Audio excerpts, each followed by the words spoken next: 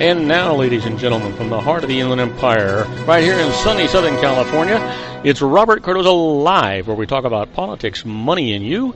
This is the intersection of business and politics. And now here's your host, Robert Cardoza. And welcome aboard. I am Robert Cardoza. You're listening to Robert Cardoza Live on the street at the intersection of business and politics. And we have got a fantastic show for you today. Matter of fact, we've got a fantastic show for you every day. But today is not going to be any different than any of the other ones. So, you know what? Let's get right to it. First of all, I want you to know that at 3:01 p.m. Pacific time, it is currently 78 degrees here in the heart of the Inland Empire in sunny Southern California. Well, that's down from 80 degrees on its way to 58 degrees. And I want you to know that on today's show, we're going to be discussing what we do every day, and that is what's in the news, new legislation, the IRS loses, and then we'll continue our segment, the tribute to the late, great Paul Harvey, and the rest of the story. Well, on today's special segment, we're going to have Jon Matthews, Joe Hakos, and we're going to be talking about conservative politics on our semi-weekly simulcast, and then later on, John Hansen will be here, that little old wine drinker, and we're going to be talking about food and wine, so you don't want to miss it. All right, now, let's talk about the news. I've abbreviated it, encapsulated it somewhat, so I can give you the top 10 things that are in the news today, so you'll know what to talk about to your friends, your neighbors, your friends, you know, your business associates, that kind of stuff. And then we'll get into some more in-depth stuff right after this. These are the 10 things you need to know for Monday. Your daily look at late breaking news, upcoming events, and the stories that'll be talked about all day today and probably tomorrow too. First up, what happened to Hillary Clinton at New York City's 9/11 event? Well, the Democratic candidate left the remembrance ceremony early, and her doctor later revealed she's got walking pneumonia. And you know what? A lot of people get that. That's not, that doesn't mean that she's sickly. Well, it doesn't get easier. The grief never goes away. That's how Tom Acquaviva describes his feelings upon attending a 15th anniversary ceremony of the 9/11 in Lower Manhattan. Acquaviva's son, Paul, died at the World Trade Center during the attacks. And Syria truce, brokered by the United States and Russia, is set to begin. But rebel factions in Syria express deep reservations about the terms of the ceasefire that seeks to restart the peace process for the war-torn country. And how Tesla says it's improving the autopilot. The electric car maker says that its driverless navigation system will rely more on radar and less on cameras to prevent crashes like the fatal one involving a Tesla Model S and a tractor trailer last May. And conservatives push to impeach the IRS chief. The effort stands to fail, though, due to solid Democratic opposition and resistance from many Republicans.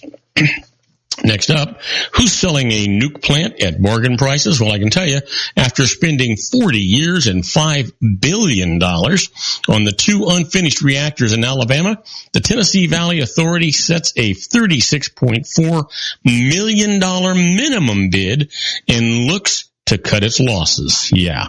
Well, West Virginia University students win $750,000. That's a robotics prize.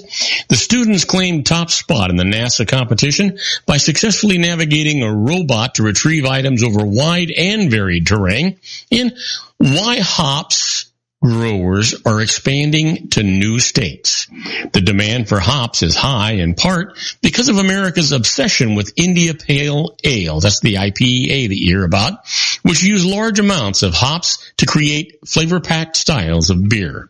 Well, Sully soars with $35.5 million at the box office opening.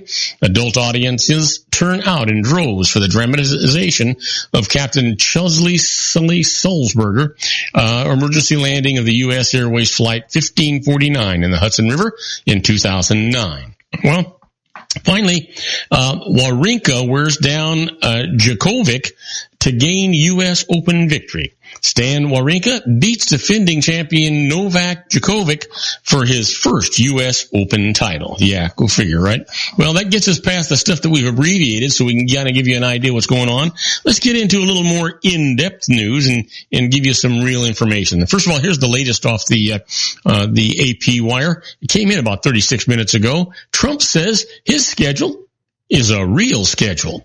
The latest on the U.S. presidential race. You know what? Donald Trump is boasting that his schedule is a real schedule. The Republican presidential nominee made the comment in Battleground, North Carolina, just today. He has frequently criticized Democratic rival Hillary Clinton for what he claims is a light campaign state and questioned her fitness for office.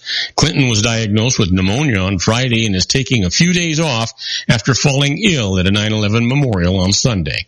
Earlier today, he told Fox News that he hoped his Democratic opponent would recover quickly. Well, an aide to Bill Clinton says that the former president will headline his wife's campaign fundraiser in California tomorrow.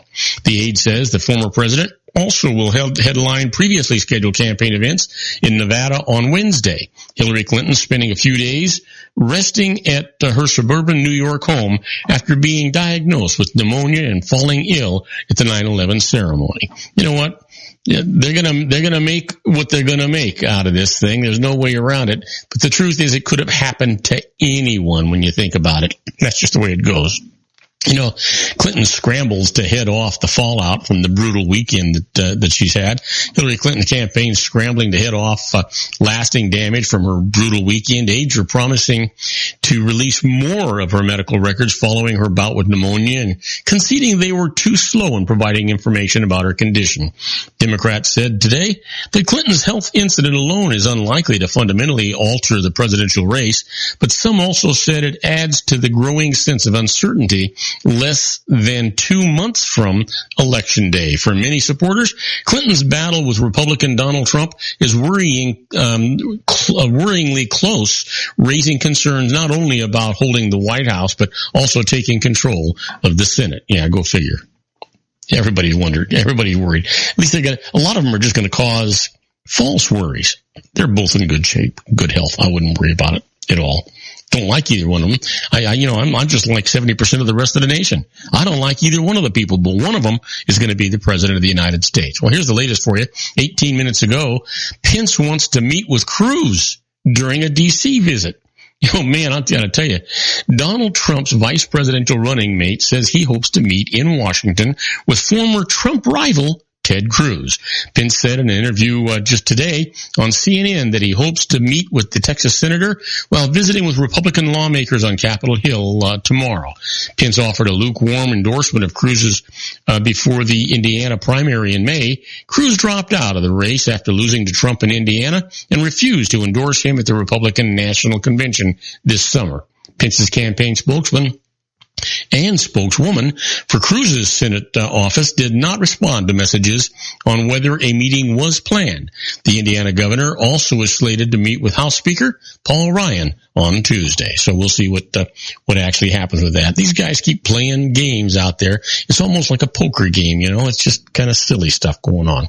Well, we're going to take a short break. When we come back, we're going to continue with the news, and I'm going to talk to you about the confusion over the ceasefire as the United States walks back Kerry comments. And I'll tell you all about that after these brief messages. Do not go away. We've got a lot of great show for you. We'll be right back after these few messages.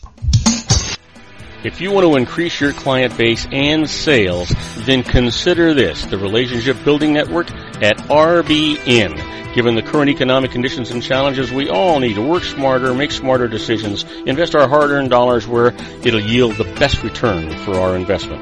Many business professionals claim that the most effective networking group in Orange County is RBN. No other networking group or organization can offer what RBN offers. Make every year your best year. Join RBN and start reaping the benefits today. You know, nearly 3,000 businesses have joined RBN and experienced those benefits. Why join RBN? It's one group. It's one membership. It's no renewals. It's all through Orange County. RBN is a freestyle networking group. No mandatory attendance, no restrictions, no rules, and no penalties. Call them at 949-830-5776 or go to their website at rbninfo.com.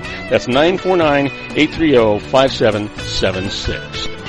If you've ever dreamed of having your own business to make your life secure, you know Water's Edge Wineries might be just the ticket. In 2004, their founder, Ken Leinberger, created the first winery franchise in California. It was a new concept with all of the functionality of a traditional winery, but without the vineyards. They purchased high-quality grape must from one of the largest winemaking companies in the world. Then they craft each wine carefully and bottle it right at their location.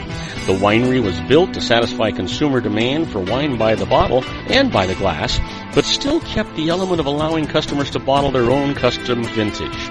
Now, they're opening urban wineries across the United States under the brand Water's Edge Wineries. If you've ever dreamed of owning your own winery, it may be in reach right now through Water's Edge Wineries. Just give them a call at 909-468-9463, extension 700. That's Water's Edge Wineries, 909-468-9463.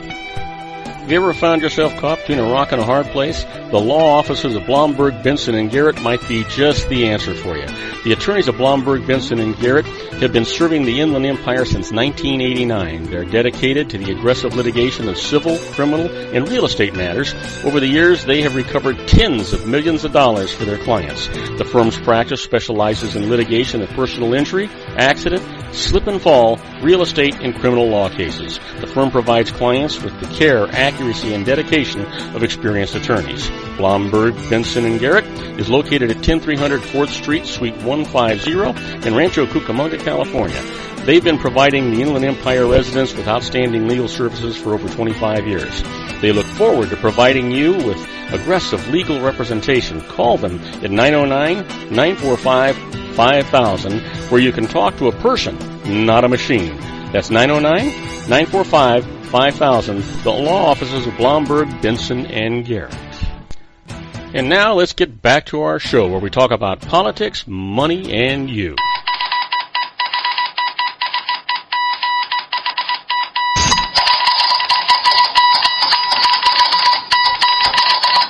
And I am Robert Cardoza. You're listening to Robert Cardoza live on the street at the intersection of business and politics. And we're talking news. You know what? Let's talk about the confusion over the ceasefire as the United States walks back Kerry comments. Confusion reigned today over Syria's new ceasefire as Secretary of State John Kerry said the United States and Russia could permit President Bashar Assad's government to launch new airstrikes against al-Qaeda-linked militants. The State Department quickly reversed itself. Spokesman John Kirby said later that there were no provisions under the nationwide truce for U.S.-Russian authorization of bombing missions by Assad's forces. This is not something we could ever envision doing, he said. Kerry's comments at a news conference were the closest any American official, the closest any American official had come to suggesting indirect U.S. cooperation with Assad since the civil war started in 2011. President Barack Obama called on Assad to leave power more than 5 years ago. The U.S. blames the Syrian leader for a war that has killed perhaps 500,000 people. Can you believe that? Yeah, of course you can believe it. Why wouldn't you? And this is crazy. I can tell you this, Syria's ceasefire enters into effect, but rebels don't make any commitments here. A ceasefire came into effect in Syria at sunset today, there anyway, in the latest attempt led by the United States and Russia to bring some quiet in the 5.5-year civil war. Residents and observers reported quiet in most of the country hours after the truce came into effect, though activists said airstrikes took place on contested areas around the northern city of Aleppo. But the most powerful rebel groups have slowed down misgivings over the ceasefire deal, which was crafted without their input last weekend in Geneva between the United States and Russian diplomats. Hours after it came into force, a coalition of rebel factions put out a statement that stopped short of committing to the ceasefire, a reflection of their distrust of the government. Well, the first week of the truce will be crucial. During that time, all fighting between the military of President Bashar Assad and rebels is to stop. But Assad's forces can continue airstrikes against the Islamic State group and al-Qaeda-linked insurgents from the group once known as the Nusra Front. So we'll see what actually goes on here. I don't have an awful lot of faith in it, but if they can stop for the week, now that would be a good sign, I think. Absolutely. Well, let's give you some more Trump stuff. How about quiet for once? Trump's restraint demonstrates a new discipline. You know what? As Hillary Clinton waded through the most perilous stretch of her campaign to date, the GOP presidential nominee held his tongue, allowing amateur footage of his foe stumbling after failing or falling ill to play over and over on TV without his commentary. The episode underscored a new political reality. After more than a year of off-the-cuff comments and chaotic cleanup, Trump's campaign seems to have found its footing. Over the past 4 weeks, with new leadership team in place, Trump has largely done away with his freewheeling rallies, replacing them with teleprompter-guided speeches.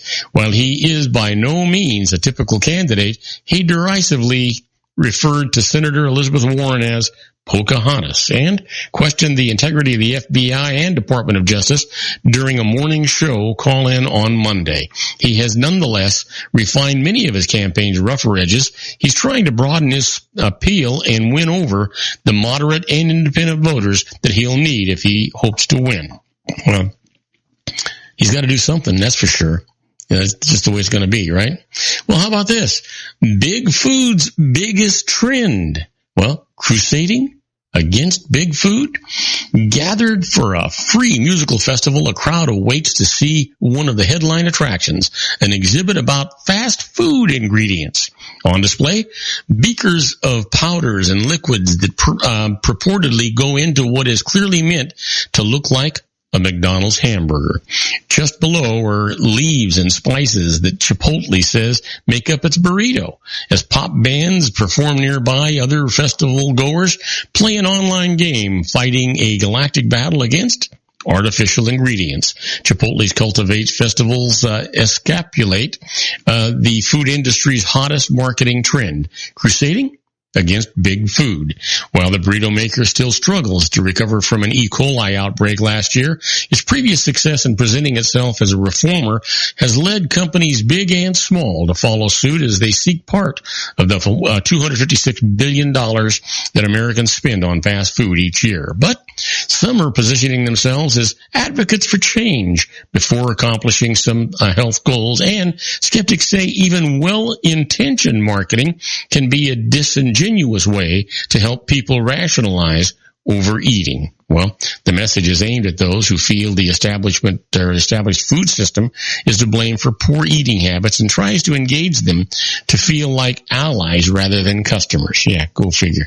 Go try. That's just another marketing ploy. It doesn't have your best interests in heart. I can guarantee you that.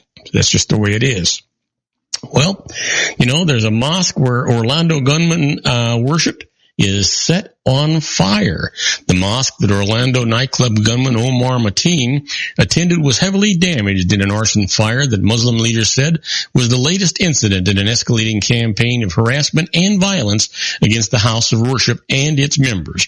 Given the timing, Sunday's 15th anniversary of 9/11 and the start of the Muslim holiday, Eid al-Adha, investigators believe that the blaze that broke out shortly before midnight Sunday at the Islamic Center for the Fort Pierce may have been a hate crime. Now, St. Lucie County Sheriff's spokesman, Major David Thompson, said no one was injured. The fire burned a 10 by 10 foot, 3 by 3 meter hole in the roof at the back of the mosque's main building and blackened its eaves with soot. Well, you know what? That's enough of that kind of stuff. Don't you just wish we had good news instead of bad news? Well, I'm going to give you some good news when we come back from this commercial break. We're going to talk about, the IRS loses. And the first case up is the issuance of a Form 1099 does not prove that the income was ever paid. And I'll tell you all about that as these brief messages. We got a lot of great show for you. Don't go away. Isn't it time to shine the spotlight on your expertise? The Interview, starring you. Here's your chance to capture 5 minutes of fame with The Interview. This isn't just any interview. This is your opportunity to showcase your expertise and position yourself as a trusted expert in a one-on-one video interview hosted by Robert Cardoza, host of the nationally syndicated show Robert Cardoza Live and powered by AHA Studios. What is it? A professionally recorded video for your use. Robert Cardoza interviews you on the set where he records his show. Professional interview showcases your expertise and value, shot in a state-of-the-art studio. And what's in it for you?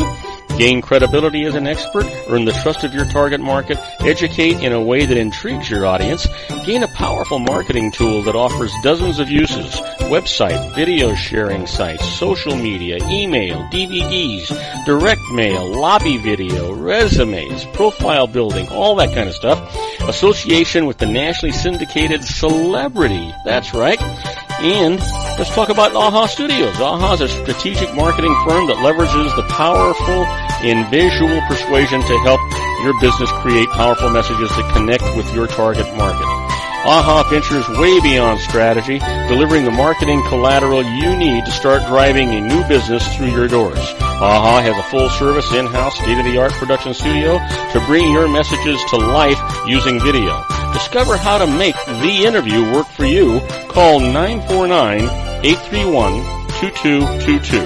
That's 949-831-2222. AHA Image Studios, Incorporated.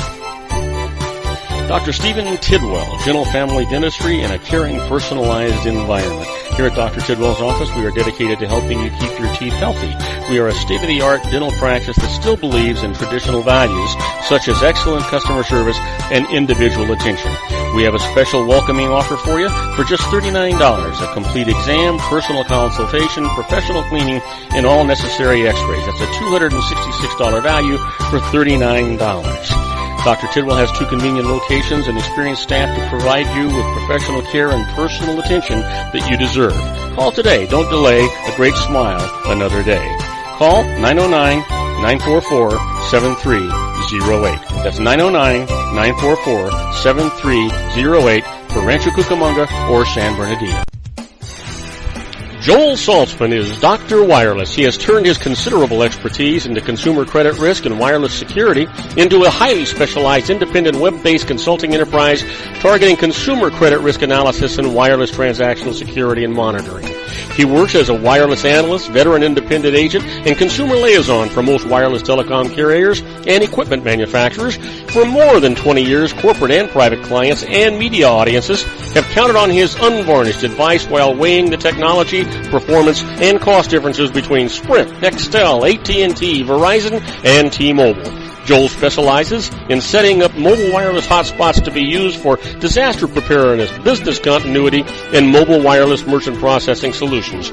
Call Dr. Wireless at 310-400-4900 or go to his webpage at drwireless.com. Again, call 310-400-4900 or his webpage at drwireless.com. You'll be glad you did.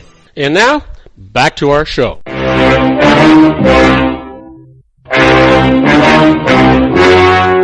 The story you are about to see is true. The names have been changed to protect the innocent.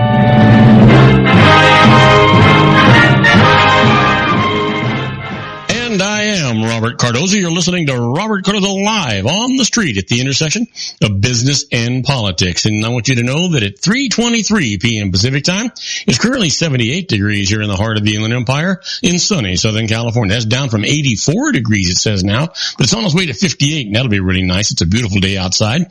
If you're listening to us on our globally syndicated network and you're in New York City, well, I'll tell you what, it's 72 degrees and it is clear. If you're in Chicago, Illinois, it's 90 degrees and it's scattered clouds and it is humid. So, give that a little bit of a try. But right now, let's talk about the IRS loses. And our first case is the issuance of a Form 1099 does not prove that the income on that 1099 was ever paid.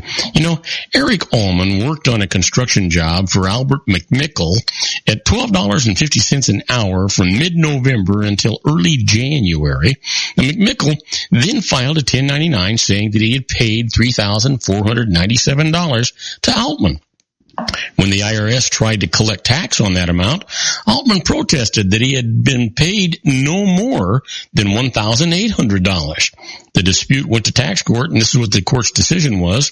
A 1099 does not by itself prove payment of income. Here, Altman credibly testified that he had worked 35 hours a week and took time off for Thanksgiving and Christmas, leading to that $1,800 number. Now, the IRS produced no evidence supporting the larger number, so Altman's lower number is accepted. You know what? That's the way it's supposed to be. How about this? Here's the case that the IRS conceded. Now, you've heard me say it many times. The IRS only concedes when they're pretty sure that they can't prevail in court. And that's what's happening here. In this case, it's amounts paid into an IRA are considered to be restorative and not excess contributions. Here's the case.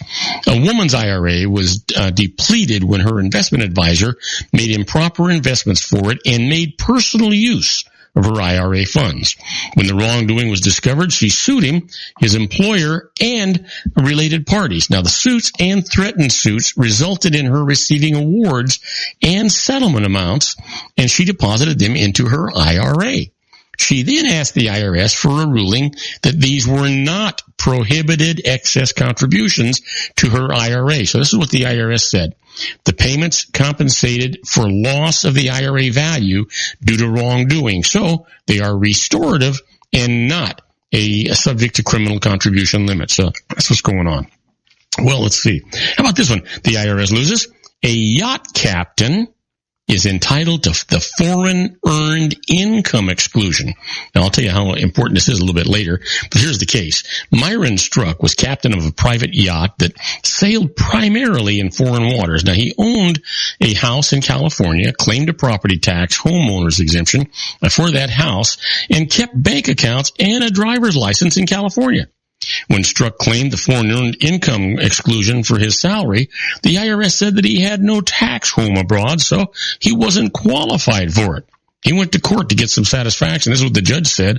Struck lived on the yacht and rented out the home in California, so he did not have a home in the United States. The yacht's log showed that he was in foreign waters for 330 days during the year, so he meets the tax code's requirement and receives the exclusion. By the way, just so that you get an idea of how important this is, that means that he gets to exclude from paying tax on $97,500. Yep, gets it tax-free. Now, that is a big deal. Yeah. Well, you've heard me talk about being a fly on the wall when the IRS is doing stuff. That's where we're at right now with this other segment that we call Inside the IRS. Just a little bit like, the Twilight Zone.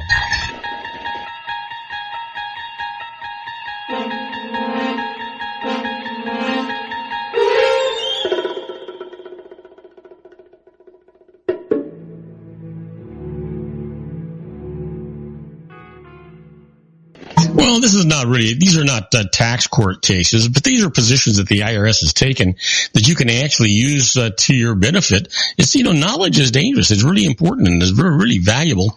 And so let's talk about this for a minute. You ever wonder how the IRS agents determine that you've not reported all of your income? Well, I can tell you, a common method that the IRS uses is to simply add up all of the deposits in your bank and brokerage accounts during the year. The presumption is that all deposits represent income unless you can establish that the money came from a gift or a loan. Now, a revenue agent will also review credit card and bank loan statements to determine if payments made during the year to reduce the balance were made from sources other than your bank accounts. So there's a trap here, though. The agent may want to visit your homes to determine if there's new appliances, furniture, and to take a look at your wardrobe.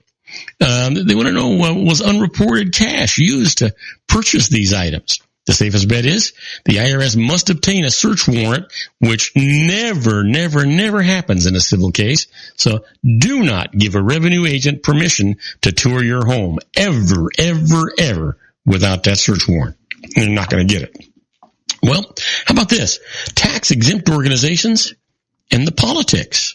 Well, to enjoy the benefit of being a tax-exempt organization, for example, a religious institution or a school, an organization is prohibited from participating in or intervening in any political campaign on behalf of or in opposition to any candidate for public office. Now, in reality, tax-exempt organizations have been actively supporting or working against certain politicians. The IRS has been under pressure from Congress to do something about this abuse. However, guidance recently issued in a revenue ruling explains that voter education is permitted as long as it is not biased. Well, where does one end and the other begin? That's the problem that sits here. You never know. there's no question it gets abused. And it looks like there's a loophole here for these exempt organizations to get by with it. And they're going to continue to get by with it as long as people listen. You know, the biggest thing is you still have to make up your own mind. You got to listen to all sides and all things. And you know what? And use your best judgment. Use your judgment based on not what's best for the world or what's best for the country, but what's best for you. If everybody votes on what's best for them individually, the outcome will be precisely what we need it to be. Now, do not go away, because when we come back, we're going to be with our Jon Matthews and Joe Hakos in our semi-weekly simulcast that we do with them for the Conservative Syndicate. So we'll be right back. Don't go away, folks. If you want to increase your client base and sales, then consider this, the Relationship Building Network at RBN. Given the current economic conditions and challenges, we all need to work smarter, make smarter decisions, invest our hard-earned dollars where it'll yield the best return for our investment.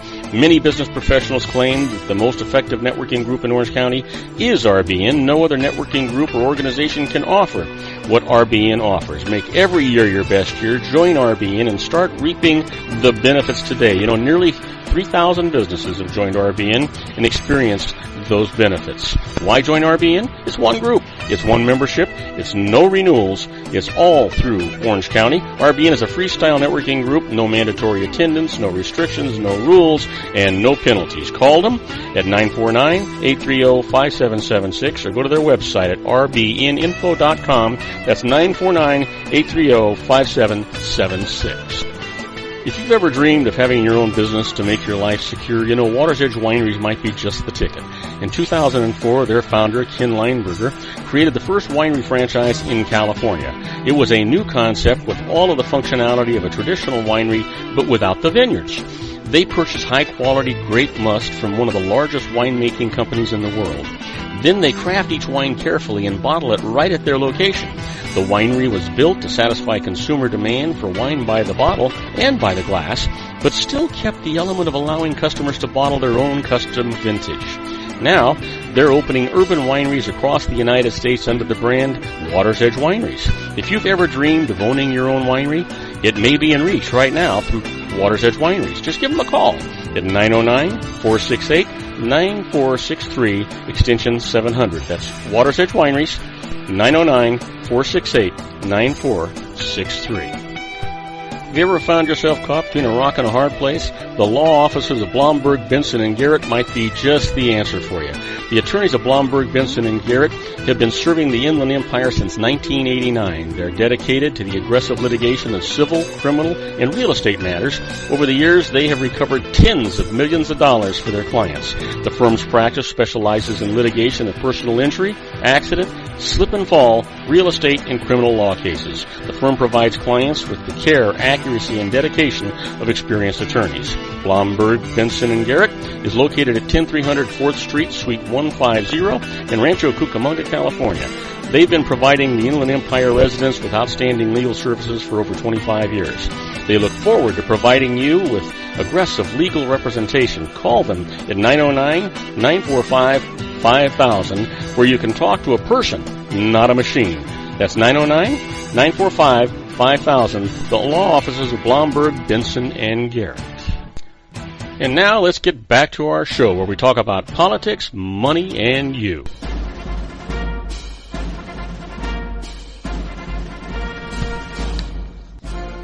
And now, ladies and gentlemen, coming to you from the basement of his strategic planning room located at his political hideaway in Los Angeles County, the dedicated man who stands and serves the political conscience of our nation, Mr. Jon Matthews.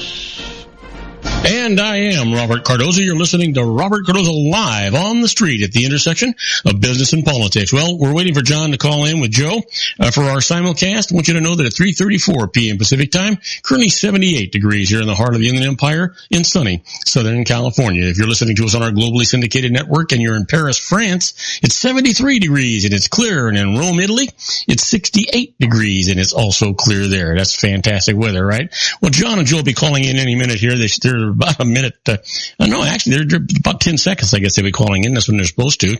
It's always a good time for us. It's difficult sometimes to coordinate the call in to make sure that we're both getting it, because we all have our breaks at different times and in different amounts. So we have to kind of just clear the air and ad-lib a little bit while we're waiting for that to happen. Don't forget, though, later on in our show, we'll be doing our tribute to the late, great Paul Harvey and the rest of the story. And today's story is going to be, it's an anthem for the Emmy, and I'll tell you all about that later this afternoon. You don't want to miss it, so stay tuned for us when we're doing that.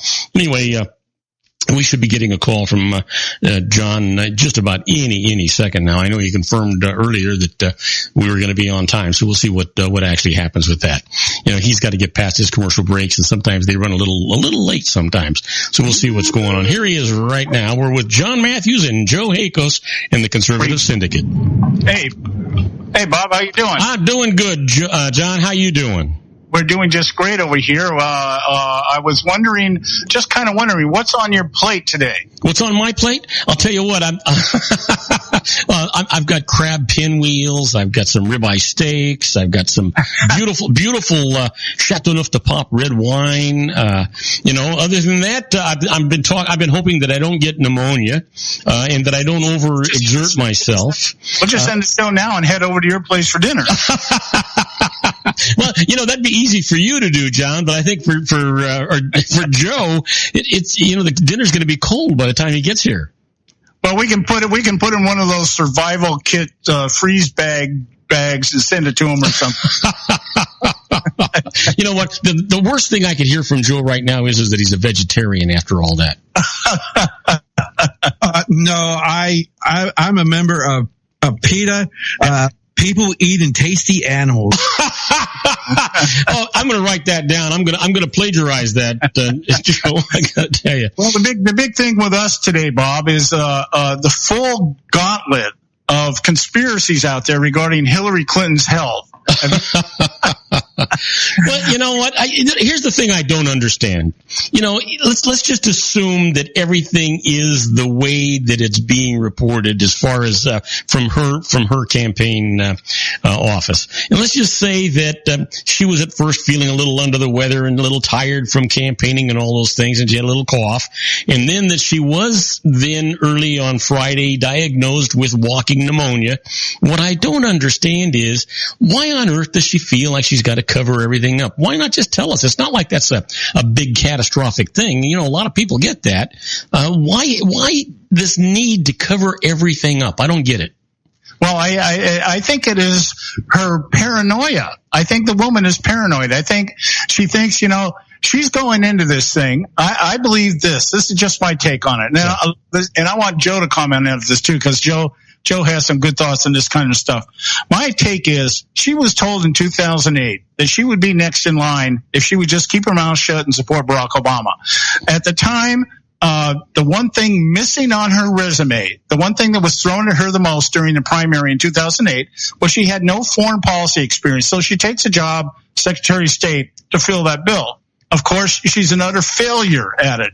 And so now the time comes along, and it's kind of like, in the beginning, it looks like, well, we're not really sure we want Hillary out there because the scandals are starting to hit again.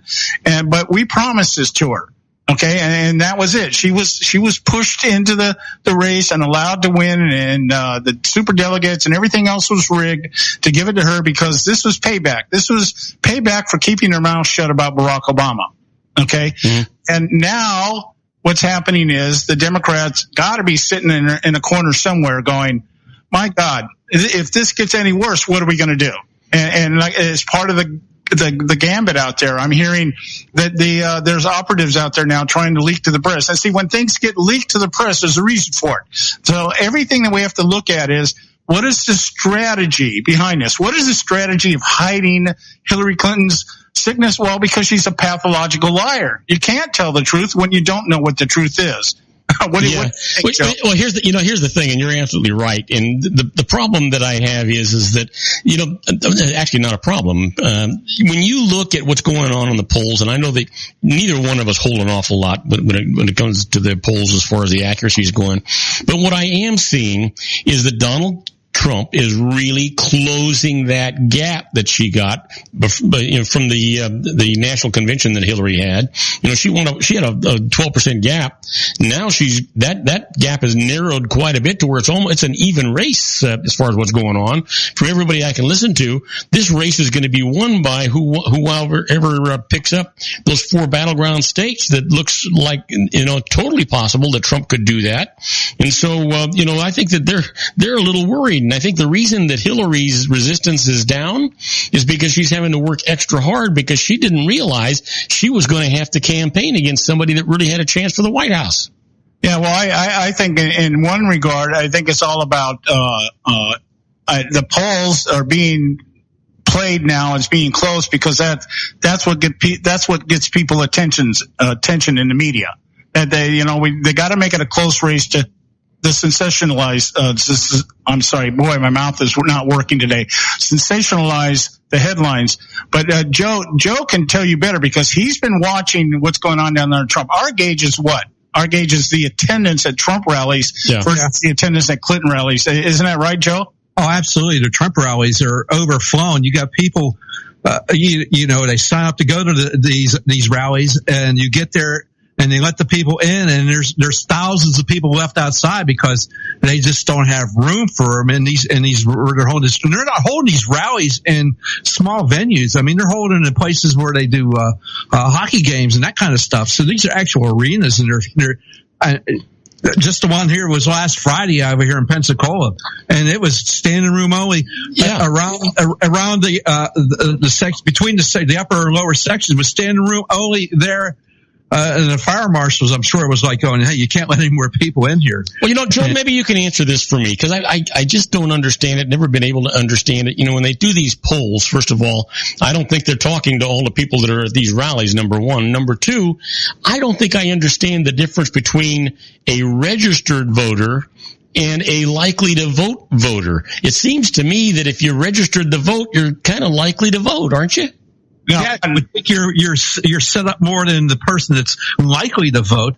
But then again, that's what Hillary and her friends are like. Well, we don't want you to have an ID to vote, and because how does she? But it's everybody's right to be able to vote, and that's what they strive for. And it's like, no, why don't you strive for making sure that everybody's vote, the integrity of that vote, is what matters? Yeah, yeah. Well, the simple answer is, Bob, you've got 3 classes of voters out there. You've got adults, which is a lot of the liberal polls just use adults. Okay, and the thing you have to know is they've cut the number that they poll. It used to be back in 2012, the polls were hitting anywhere between 1,500 to 2,000 people. Now they're hitting 500 or less.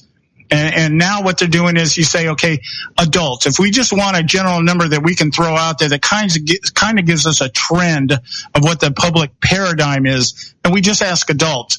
Registered voters are people that are on the books that have registered but have not necessarily voted. Where likely voters are people that they've been able to determine have voted in past elections recently, and therefore they're likely to show up. That's how they split it all down. So these polls are not in no way representative of what the American people are really planning to do. Not really, because the one thing they're missing right now, they're not polling the new people. They're not polling the Trump supporters, and they're not polling the Bernie Sanders supporters. Yeah. They're pulling these names and numbers out of their data banks that go back to, George Washington. And so the data to me is completely just out of whack. But when, as Joe was saying, he's had some Trump rallies going on down there in the last few weeks down there in Florida, and he's telling me, man, these things are packed, they're overflowing. You go to a rally at Hillary Clinton in Cleveland. There's 300 people in a high school gym, and they've masked off half the building and set the cameras to make it look like there's more people there. Well, I'll tell you what I think what Trump should do. He ought to do the same thing that Gary Johnson did. He ought to say he doesn't know what Aleppo is, because Gary Johnson got a 3-point bump when he did that. Well, that's because probably 90% of the public doesn't know what Aleppo is. Yeah, well, I'm on Joe's camp with that. I thought it was a dog food. Yeah, exactly. It's like, hey, you feed your dog this, he's going to get all better. Yeah, and if he'd been smart, he should have. If I was Gary Johnson, and I could have done this because I can think like this on my feet. I want to say Aleppo. Is that ready, like for the shovel-ready jobs? Like, you mean like they fed Rin Tin Tin? Yeah. I would have made some comment about, he had, I still think Gary Johnson has the best quote, best soundbite of anything I've ever heard in a debate.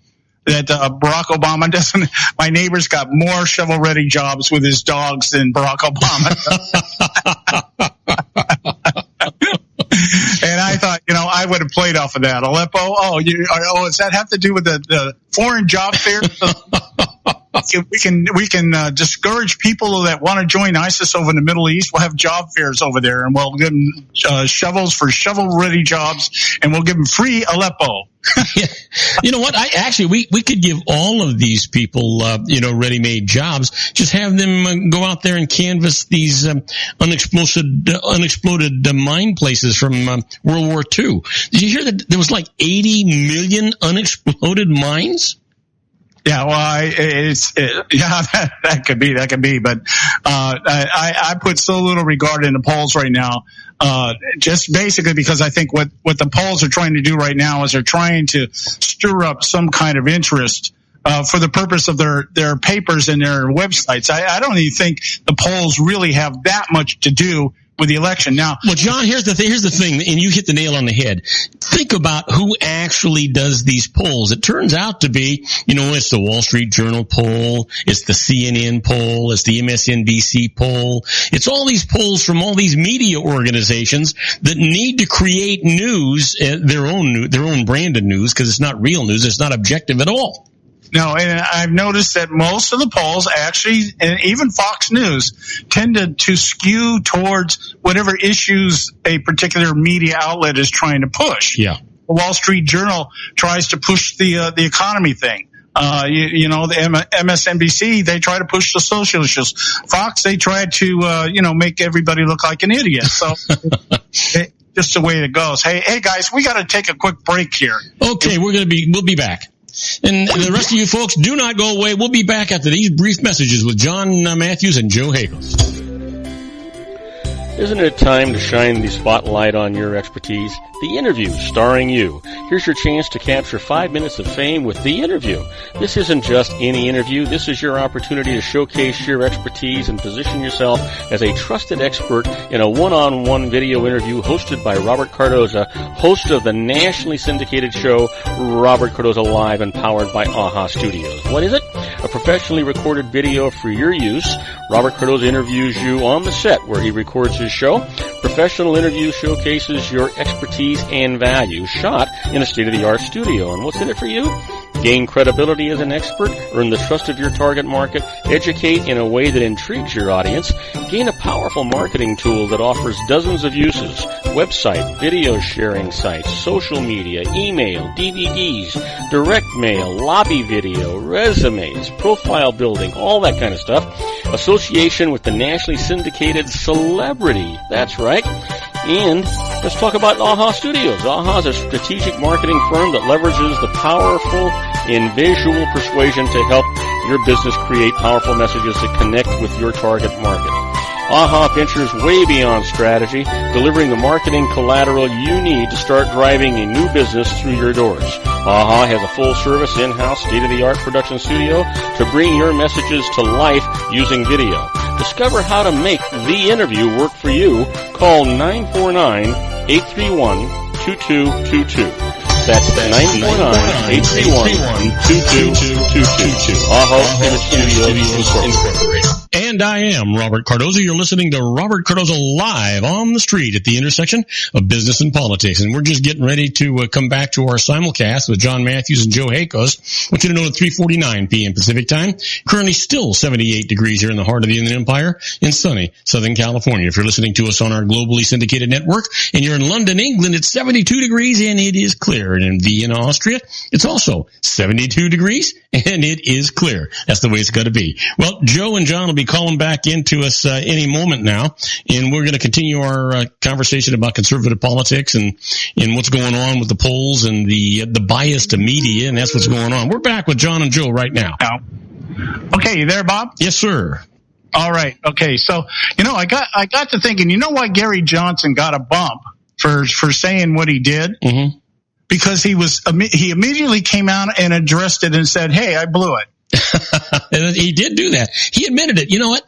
He didn't. Everybody thought it was this big crucifiable error that he made, and all he did was tell the truth.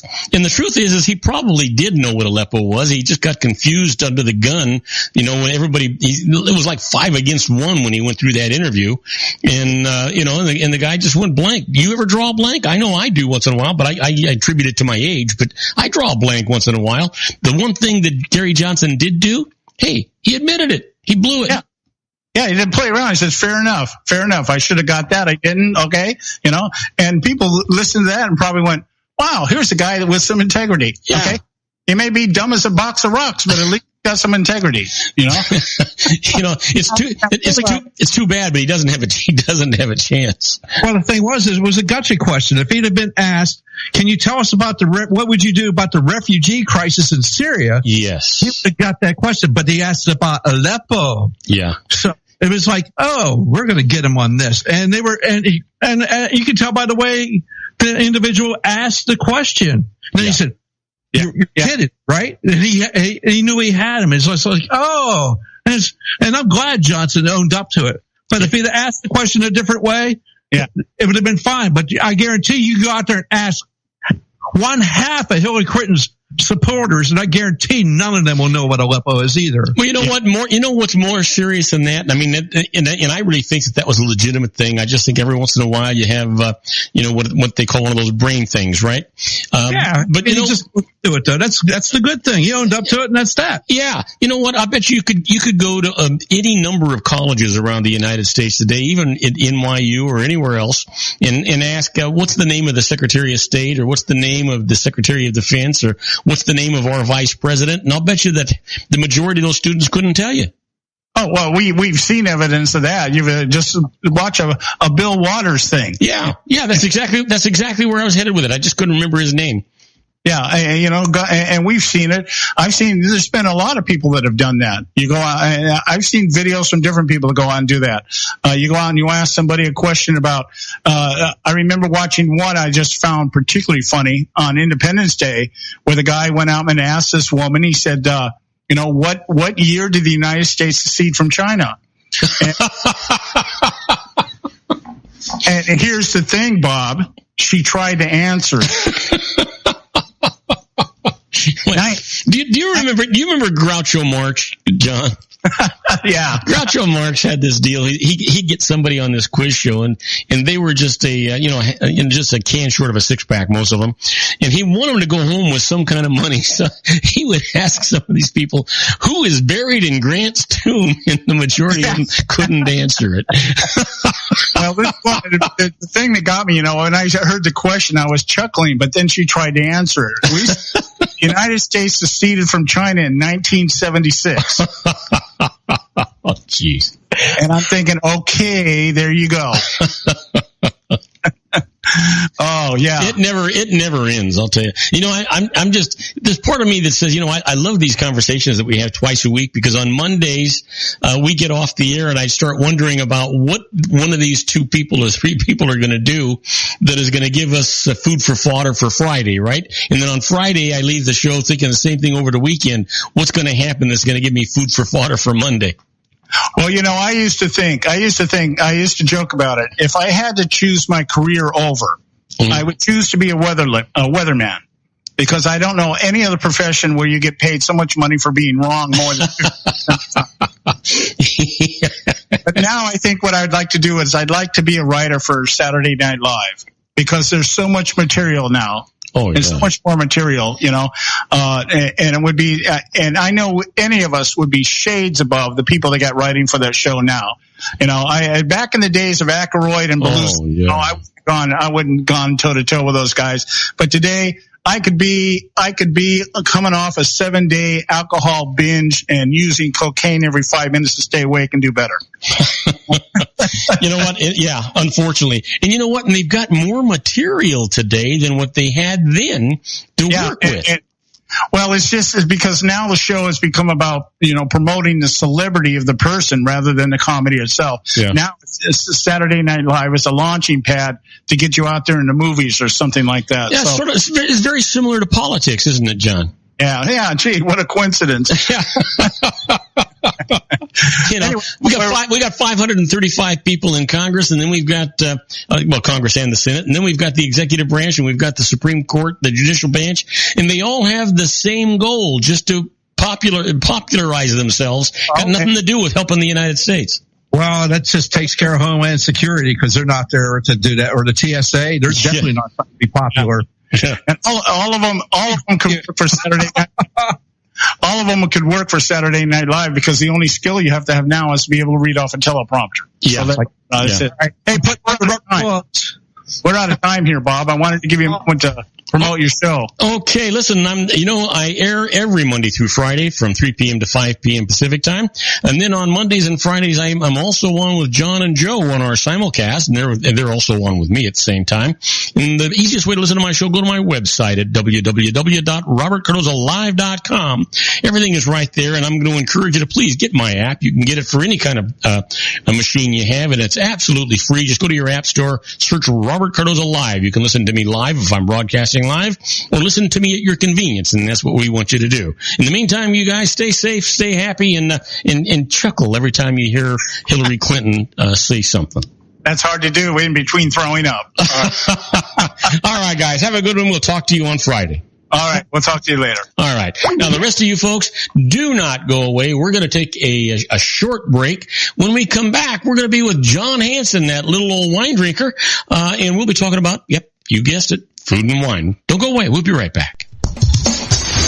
If you want to increase your client base and sales, then consider this, the Relationship Building Network at RBN. Given the current economic conditions and challenges, we all need to work smarter, make smarter decisions, invest our hard-earned dollars where it'll yield the best return for our investment. Many business professionals claim that the most effective networking group in Orange County is RBN. No other networking group or organization can offer what RBN offers. Make every year your best year. Join RBN and start reaping the benefits today. Nearly 3,000 businesses have joined RBN and experienced those benefits. Why join RBN? It's one group. It's one membership. It's no renewals. It's all through Orange County. RBN is a freestyle networking group. No mandatory attendance, no restrictions, no rules, and no penalties. Call them at 949-830-5776 or go to their website at rbninfo.com. That's 949-830-5776. If you've ever dreamed of having your own business to make your life secure, Water's Edge Wineries might be just the ticket. In 2004, their founder, Ken Lineberger, created the first winery franchise in California. It was a new concept with all of the functionality of a traditional winery, but without the vineyards. They purchase high-quality grape must from one of the largest winemaking companies in the world. Then they craft each wine carefully and bottle it right at their location. The winery was built to satisfy consumer demand for wine by the bottle and by the glass, but still kept the element of allowing customers to bottle their own custom vintage. Now, they're opening urban wineries across the United States under the brand Water's Edge Wineries.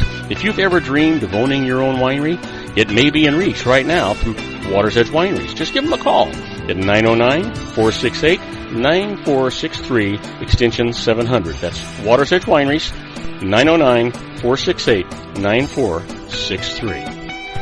Have you ever found yourself caught between a rock and a hard place? The law offices of Blomberg, Benson, & Garrett might be just the answer for you.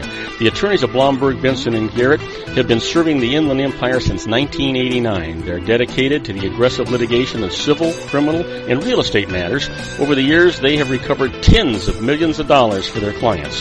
The firm's practice specializes in litigation of personal injury, accident, slip and fall, real estate, and criminal law cases. The firm provides clients with the care, accuracy, and dedication of experienced attorneys. Blomberg, Benson, & Garrett is located at 10300 4th Street, Suite 150 in Rancho Cucamonga, California. They've been providing the Inland Empire residents with outstanding legal services for over 25 years. They look forward to providing you with aggressive legal representation. Call them at 909-945-5000, where you can talk to a person, not a machine. That's 909-945-5000. 5000, the law offices of Blomberg, Benson, and Garrett. And now let's get back to our show where we talk about politics, money, and you. When they ask who's a fool in the corner crying, I say, a little old wine drink of me. And now, from the middle of a vineyard somewhere, a man who's never met a grape he couldn't cuddle up to, our resident advanced sommelier, Jon Hansen. And I am Robert Cardoza. You're listening to Robert Cardoza live on the street at the intersection of business and politics. We're at 4 p.m. Pacific time. It's currently 78 degrees here in the heart of the Inland Empire in sunny Southern California. Well, that's down from 84 degrees on its way to 57 degrees. That'll be nice, but it's a beautiful day no matter where you are in Southern California. And you happen to be in listening to us on our globally syndicated network, and you're in Madrid, Spain. Well, it's 81 degrees and it's clear. And if you're in Tokyo, Japan, it's 76 degrees with thunderstorms. Where would you rather be? I guess so. But you know what? Right now, get ready, sit down, pour yourself a nice glass of red or white or rosé wine, whatever you got there, and strap yourself in because we're going to be with our own Jon Hansen, that little old wine drinker. Hey, Jon, how you doing, my friend? Oh, great, buddy. How are you doing? I'm doing great. How was your weekend? Oh, it was incredible. You know, football's back. Probably my favorite sport there is. And that Sunday, actually, Ray and I, you know, for the first time in a long time, did absolutely nothing but sit down, watch football. We had pizza, cheese sticks, popovers, nothing but just bad food for you. But we had the best time. What a great week if you're a football fan. So, Jon, I want to know that after all of that, did you guys wind up going down to Nordstrom's and buying a new wardrobe because you didn't fit into the old one? Well, you know, for dinner we just had a salad because we couldn't eat anymore. So your drink of choice, were you drinking wine while you were watching the game, or were you drinking beer? Were you drinking cocktails? What? Well, you know, Reina did a little Latina mix here. So, I mean, we had nachos as well. So we actually, we started off with mimosas early because, you know, we wanted to watch the pregame, you know, at 9 or so. And the first game started at 10. So we were doing mimosas. But then we switched, actually, believe it or not, to margaritas. And then by the time we had dinner with just a little salad, we had a little wine. But that was it. Of course, we went to bed early because we were so fatigued from just eating and drinking all day. But we did absolutely nothing but just relax. And my God, it was, you know, we went to bed and Raina gave me a kiss. She goes, my God, she goes, thank you for an incredible day. That was so much fun. Oh, wow. That sounds like a redo. Well, we haven't done that in so long. We've been just so busy with so much. You know, Raina starting 2 schools, myself going back to work, you know, the properties. You know, there's always something coming up. And we just looked at each other on Sunday morning and said, listen, we're going to do nothing. That's it. We're just going to watch football and have a great time. And what a week. There was 4 one-point games. Wow. Games determined just in the last second or so by 1 point. There was like 2 or 3 2-point games. I mean, there was really no blowouts. I think that the highest discrepancy was like 19 points or so. So there wasn't like a really blowout game. Everything was just incredible. The outcome wasn't always in our favor, but it was fun. Is Raina as much into football as you are? Oh yes. I mean, I tell you, that's one of the reasons why I married her. I mean, we have so much in common. Well, then here's the biggest question: do you guys both like the same teams? Well, this is hilarious. Okay. Now, growing up in New York, I'm a diehard Met fan. You know, I went to the World Series last year because they went to the World Series. You know, I'm a big Knicks fan. I do like the Lakers, but I'm a Knicks fan. Mm-hmm. Ranger fan. Hockey. Football, I mean, I like the Jets and Giants, but the Rams have always been my team. Now, growing up, you know, back east in the 60s and 70s, for the AFC team, I became a Steelers fan because they like the underdogs. You know, the Raiders like the bad boys, and you know, the Dolphins were always there. But the Steelers were kind of like the working man team, the underdogs, and they became dominant. So on the AFC, I've always was like a little Steelers fan. Well, Raina grew up in L.A., of course, and she used to go to the Rams games. So she was somewhat a Ram fan, but her favorite team has always been the Steelers. So her favorite team is the Steelers. Her second favorite team is the Rams. My favorite team is the Rams. Probably my second favorite team is the Steelers. So we go to Steeler-Ram games. And today, Bob, who's playing? The Steelers are playing the Redskins the first game, and the Rams are playing the Niners the second game. So we got another incredible day. She's getting off early. She should be home any minute now before the game starts. So, and I do apologize if I do scream or something in the middle of the show. Because I have the TV on mute here, and the game's about to start. So if I do seem occupied or yell something, I do apologize to the listeners. That's not a problem at all. Now, I want to know what you have in your hand. Right now? Yeah. Right now I have a glass of rosé. Okay. So, you know what? Yeah, you actually drink a lot more rosé than I would have ever thought you would, but you really like rosés. Especially from Provence. The French rosés are just amazing. As I said,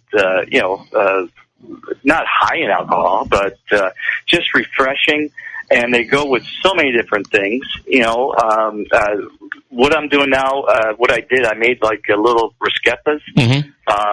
And I tell you, rosé with bruschettas. Oh my gosh, just little tomato, basil, this, that, and little toast points, So when Raina gets home, I got the TV on in the living room for her. So when she walks in the door, she has a little glass of rosé and some bruschettas to enjoy until I get done with the show. Hey, John, do you have an herb garden at home, or do you go out and buy fresh herbs? I have a little garden window that I do grow cilantro, basil, and so forth, but that usually gets picked away or dies out. So, I do go out and buy stuff, but yeah, I do have a little herb section. Well, I have, you know what, I'm that typical guy with the white thumb. That just means that everything I try to grow dies and goes to plant heaven. Nothing seems to work for me. So whatever I'm going to cook or whatever I'm going to do, I've got herbs in the refrigerator, but I find it difficult to find, good fresh herbs. Well, and there's nothing like, everything, freshly picked, whatever, tomatoes, peppers, whatever. And, everybody I work with, of course, Philippe has his own little garden area. He gets his heirloom tomatoes. He has, squash. He just gave me a little fig jam. He has a fig tree that he made 30 little jars of fig jam with, and incredible. Oh, I got to say, you know what? Marlene and I, we love cheeses, and we'll just have a cheese platter, and we love the fig preserves to put with the cheese. Oh yeah. Man, and nuts, maybe some chopped walnuts with that. Holy mackerel! I tell you, you see it in restaurants and wine. I've never gone to somebody's house and I had figs. Figs are amazing. Everybody go out and get figs. Oh yeah. Black mission figs or brown Turkish figs, whatever. They're incredible. They can be sweet. They're just amazing little things to have. Yeah. Matter of fact, just as just as a fruit, just eating the fig ripe is phenomenal. It doesn't even have to be prepared. It's just phenomenal. Oh yeah, absolutely. Great. It's kind of like a thing that gets looked over all the time. And it's a shame because they are amazing. You can have them for desserts, you can have them for appetizers, you can have them for anything. And they are amazing. They're just amazing. And it's too bad. It's just too bad because it's one of the things that I love. And, a lot of my friends, they love figs too. And they have fig trees in their backyard. And there's nothing like freshly picked herbs, vegetables, fruits. Yeah, the only thing I seem to be able to grow is rosemary. I think you could grow rosemary in the desert and it would grow. I think you grow that for your rabbit problem. Yeah, I did. Matter of fact, we actually used it as a ground cover in our planters because we had a huge rabbit problem. And so, and rabbits have an aversion to rosemary. So they go away, right? And the rosemary was beautiful out there, Mm-hmm. Well, I love lavender, rosemary, and thyme on my lamb. I know you're a big lamb fan. Yeah. Hey, you ever get that lamb you're looking for? Oh, yeah. The lamb I had no problem with. Okay. Yeah, the lamb, I take it back. I'm sorry.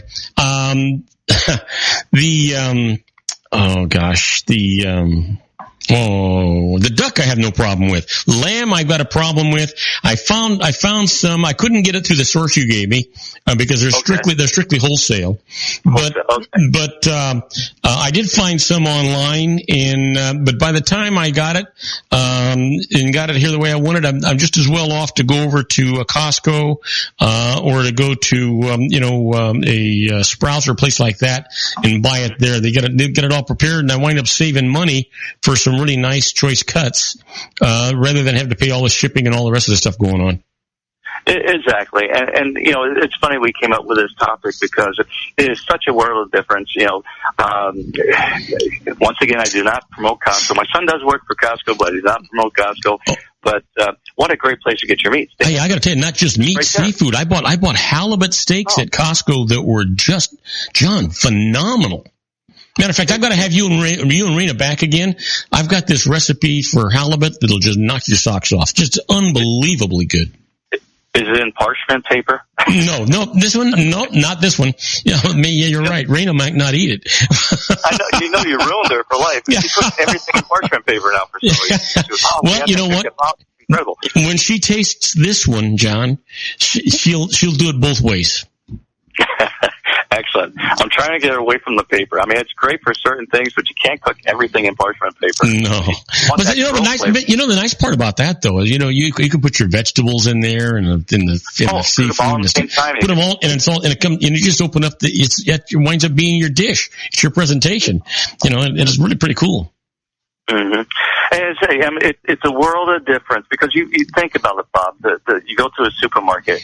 That produce can be traveling for 14 days before it even gets to the supermarket. Yeah. I mean, it's just insane how fresh is actually the fruit, your vegetables, fruit, even your meats that you buy in the supermarket. How long have they been there? Just a traveling time. As I said, that's what Costco, the wholesaler. They have their own butchery right there. I mean, they're cutting the meat right and back, and they put it out on certain days. And that's what you do. You find out what day they put out the meat. You go there and get it fresh. It was just cut from the butcher. And what a difference in flavor and taste. I mean, same thing, freshly picked. Go to the farmer's market that the produce just came in that day, and then enjoy dinner. And what a world of difference. It's night and day. Yeah. It's night and day. It's funny because back in 95, I was maitre d' of the year from the Callow restaurant, and one of the main things that really that they decided to give me the award, the distinction of maitre d' of the year, was the Caesar salad. And they go, why is your Caesar salad so good? And it was like, because we get the produce is fresh. Everything. The anchovies are fresh. We don't get a paste. We muddled the fresh anchovies in the bowl. And I used the little pepper as something that's coarse to help muddle the anchovies. Mm-hmm. The acidity from the fresh lemon broke up the anchovies as well. So you made your paste from fresh anchovies, and it made just the flavor right there. Well, the thing about fresh anchovies is, the truth is most people, they wrinkle their nose at it, but they wouldn't even, if you didn't tell them that it was there, they wouldn't even know it. Oh, well, then that's it. You certain things you don't tell. They wouldn't just eat it as is. Nobody's just going to eat a raw anchovy. Some people do that, love anchovies. Yeah. But I mean, hey, would you like a raw anchovy? No, I'm fine. But that is the main ingredient in your Caesar salad. Yeah. And what a world of difference if you get a can that's been, who knows how long it's been sitting on the shelf. Well, there's a reason it's in a can, John. Exactly, Bob. So I mean, from something that's fresh and you just muddle right there. Makes a world that freshly grated off the block, or you go buy the cheese that's been in the supermarket that's been grated for how long? It's a world of difference. And that's the big difference from cooking. This guy's just so much a better chef than I am. No, it's not. He uses fresh ingredients, and you use store-bought products. Yeah. And that's why when you go up to the restaurant, the food's so much better in the restaurant. It must be the chef. Well, they're using fresh products, and you're not. It's a world difference right there. Yeah, they know how to cook better, probably, but the main difference is just in the freshness of your food. Yeah. I mean, that is the secret of cooking, ladies and gentlemen. I just blew all the chefs out of the water. They're going to hate me for life. Just go out and pick the freshest ingredients you can, and you are fine. Absolutely. Absolutely. You know what? In season reasonably. When I cook, most of the people that I'm serving don't need to re-season their food. I've been tasting it at every step, and I do layers of flavor. I'm sure you do the same thing. I do layers of flavor. If I have a complex dish that's going in, every time I put a new ingredient in, I re-season and I re-taste it to make sure it's going the way I want it to go. Oh, absolutely. And every little thing, I'm always tasting it. Because there's so many factors in cooking. I mean, one is temperature. You're reducing something. Yeah. You got to know when to stop, because if you reduce it too much, there's going to be a difference in flavor. How much of this you put in, how much of that you put in. Everything matters. There's so many factors in cooking. If you have your heat up too high, you're going to burn it down, There's a lot of knowledge involved, and I mean, not to say that the chefs, they just buy fresh fruit and that's why they're good. There's a lot of training and knowledge involved to being a great chef. Yeah, and technique. And the thing is, though, but home cooks, it's just a matter of the more you practice, the more you do things, the better you get at it. Exactly. You know what to add. Like when you're making a sauce, take like a Béarnaise sauce. I mean, I remember a time I go, oh my God, this is incredible Béarnaise. How come it's not breaking? It's been sitting out here. and you confessed to me. I didn't make it. That's right. Well, I made it. I just made it according to the instructions on the package. But I'm like, going, how come this didn't break? What did you do? Wow, this is amazing. What is it? And because I know you always cook usually everything, but there's also a time saving thing. You come home from work, you don't have 3 hours. The chefs are prepping 3-4 hours in advance before they open the door. You don't have 3-4 hours to prep for your dinner that evening. You get home at 6. You want to eat by like 6:30, 6:45. Yeah. You can't do that. So you got to find out the really good shortcuts around things. And you know what? And you know what? And you hit the nail on the head. There are a lot of products out there. I mean, you can go out and you can buy store-bought Béarnaise or Hollandaise or Alfredo sauces and things like that. And the majority of them are kind of mediocre at best. But there are some good brands out there that you can get that are really, really good. But a lot of these sauces, they're really very simple to make. You just need time to do it and do it right. If you don't have the time, then find that reputable sauce that hits your home run every time you do it. Mm-hmm. Mm-hmm. And I tell you what is amazing now, the gluten products out there. A lot of people have, they're sensitive to wheat and so forth, soy. It's called celiac disease. The people that do have the celiac disease, I mean, it's night and day. I mean, they can spend a horrible night if they eat something that has gluten in it. Some people just want to stay away from gluten, so they do. But the products that we're talking just 5 years ago. I mean, you used to get gluten-free bread 5 years ago. It was like eating cardboard. Yeah. Now, I mean, we at our restaurant, we have some of our regular guests come in and say, can we get the gluten-free bread? Because they actually like it better than our regular bread, which is amazing. So things are coming a long ways that you can actually buy in the store. And there's a time, Costco, they have these mashed potatoes. We used to go, Raina always makes the potatoes. And we had all our friends say, wow, how do you make these potatoes? And then she finally gave it the secret. She puts it in a microwave. It's from Costco. Oh, really? Yeah. The Costco mashed potatoes are amazing. They're amazing. We add a little thing to it. We'll put a little cheese and stuff to it as well. So, well, that's the secret. There used to be a show on the Food Network called, what the heck it was, Homemade, I think was the name of it. And basically it's taking products that are, they're okay, they're pretty good, but adding a few things to it that make it really, really nice and make it your own. And so, that's what a person has to do. Put your own twist to it. Exactly. Yeah. Exactly. Hey, listen, we got to take a break in 20 seconds. What are we going to talk about when we come back? We're going to continue this story? Well, we got a lot of our favorite local restaurants are going in. So we're going to mention what they have coming up, specials and events coming up for some local restaurants. And actually, I just got a text too from a good friend that listens to the show every week, and they're having their barbecuing, watching the game. They want to know what wine to pair with it. So we'll talk about that too. Okay. We got a text coming in, okay? That sounds good. We'll be right back with that little old wine drinker, my good friend, Jon Hansen, after these brief messages. Don't go away. We've got a lot of great show left for you. Isn't it time to shine the spotlight on your expertise? The Interview, starring you. Here's your chance to capture 5 minutes of fame with The Interview.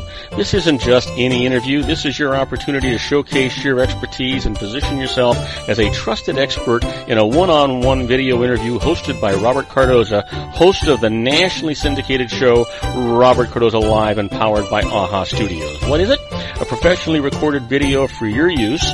Robert Cardoza interviews you on the set where he records his show. Professional interview showcases your expertise and value, shot in a state-of-the-art studio. And what's in it for you?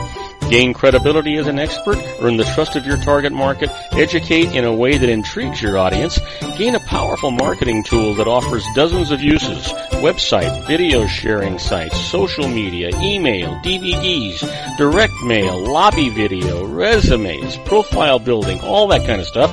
Association with the nationally syndicated celebrity. That's right. And let's talk about AHA Studios. AHA is a strategic marketing firm that leverages the powerful in visual persuasion to help your business create powerful messages that connect with your target market. AHA ventures way beyond strategy, delivering the marketing collateral you need to start driving a new business through your doors. AHA has a full-service, in-house, state-of-the-art production studio to bring your messages to life using video. Discover how to make The Interview work for you. Call 949-831-2222. That's 949-831-2222. AHA Image Studios, Incorporated. Dr. Stephen Tidwell, Gentle Family Dentistry in a caring, personalized environment. Here at Dr. Tidwell's office, we are dedicated to helping you keep your teeth healthy. We are a state-of-the-art dental practice that still believes in traditional values, such as excellent customer service and individual attention. We have a special welcoming offer for you for just $39, a complete exam, personal consultation, professional cleaning, and all necessary x-rays. That's a $266 value for $39. Dr. Tidwell has 2 convenient locations and experienced staff to provide you with professional care and personal attention that you deserve. Call today. Don't delay. A great smile another day. Call 909-944-7308. That's 909-944-7308 for Rancho Cucamonga or San Bernardino. Joel Saltzman is Dr. Wireless. He has turned his considerable expertise into consumer credit risk and wireless security into a highly specialized independent web-based consulting enterprise targeting consumer credit risk analysis and wireless transactional security and monitoring. He works as a wireless analyst, veteran independent agent, and consumer liaison for most wireless telecom carriers and equipment manufacturers. For more than 20 years, corporate and private clients and media audiences have counted on his unvarnished advice while weighing the technology, performance, and cost differences between Sprint, Nextel, AT&T, Verizon, and T-Mobile. Joel specializes in setting up mobile wireless hotspots to be used for disaster preparedness, business continuity, and mobile wireless merchant processing solutions. Call Dr. Wireless at 310-400-4900 or go to his webpage at drwireless.com. Again, call 310-400-4900 or his webpage at drwireless.com. You'll be glad you did. And now, back to our show.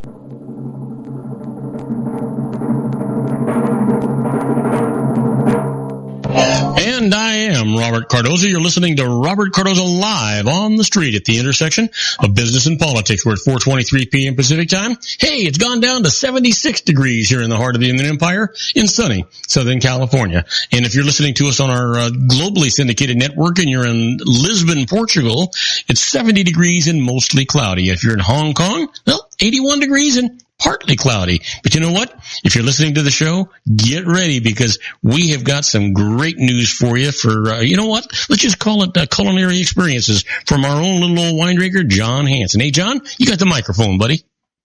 Thanks, buddy. We just got a text actually from one of our regular listeners. Actually, they were on the show a long time ago. They told this incredible story about a 1961 Porsche.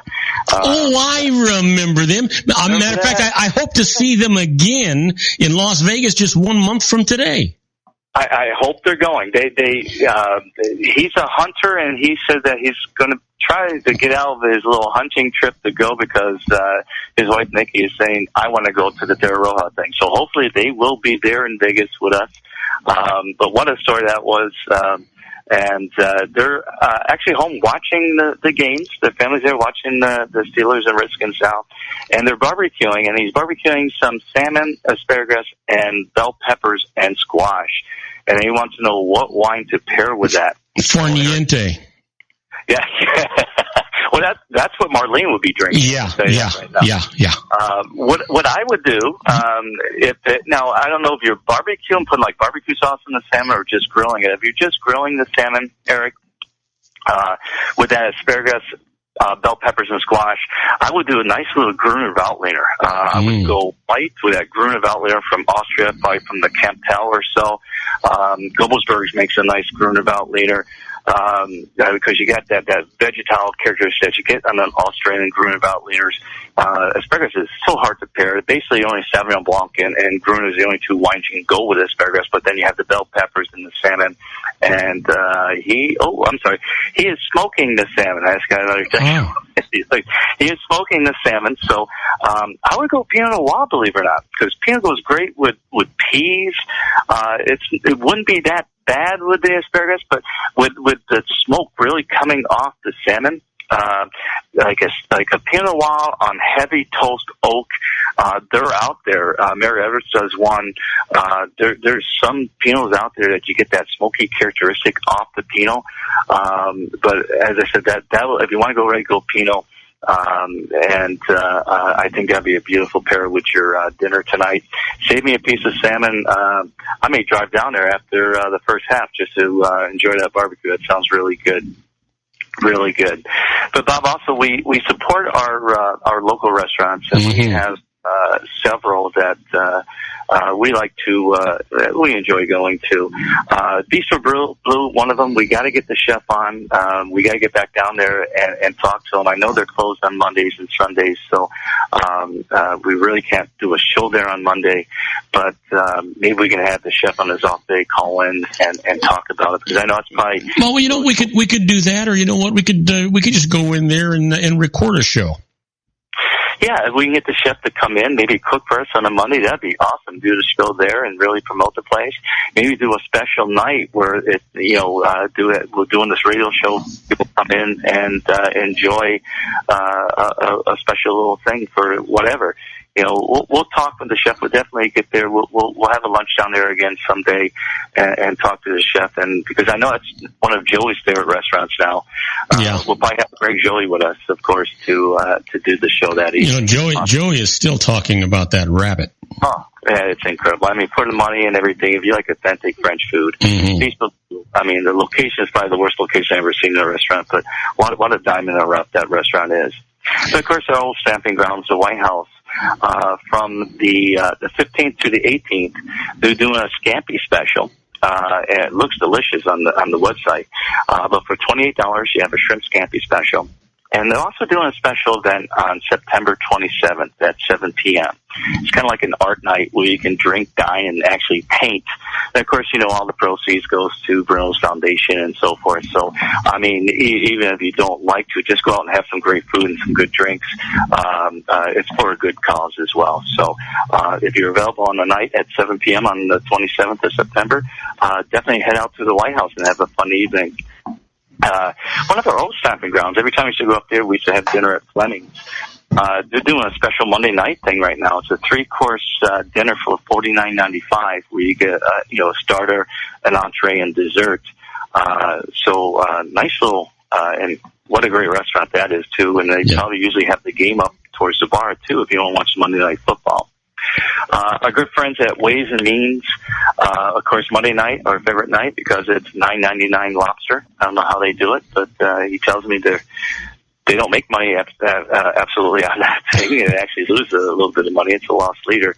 But they've been doing it for some time now. But they did actually change a couple of nights through the week. We've done their little venue through several shows, but Tuesday night is now a craft beer night, where it's kind of like Taco Tuesday. We do tacos and beer.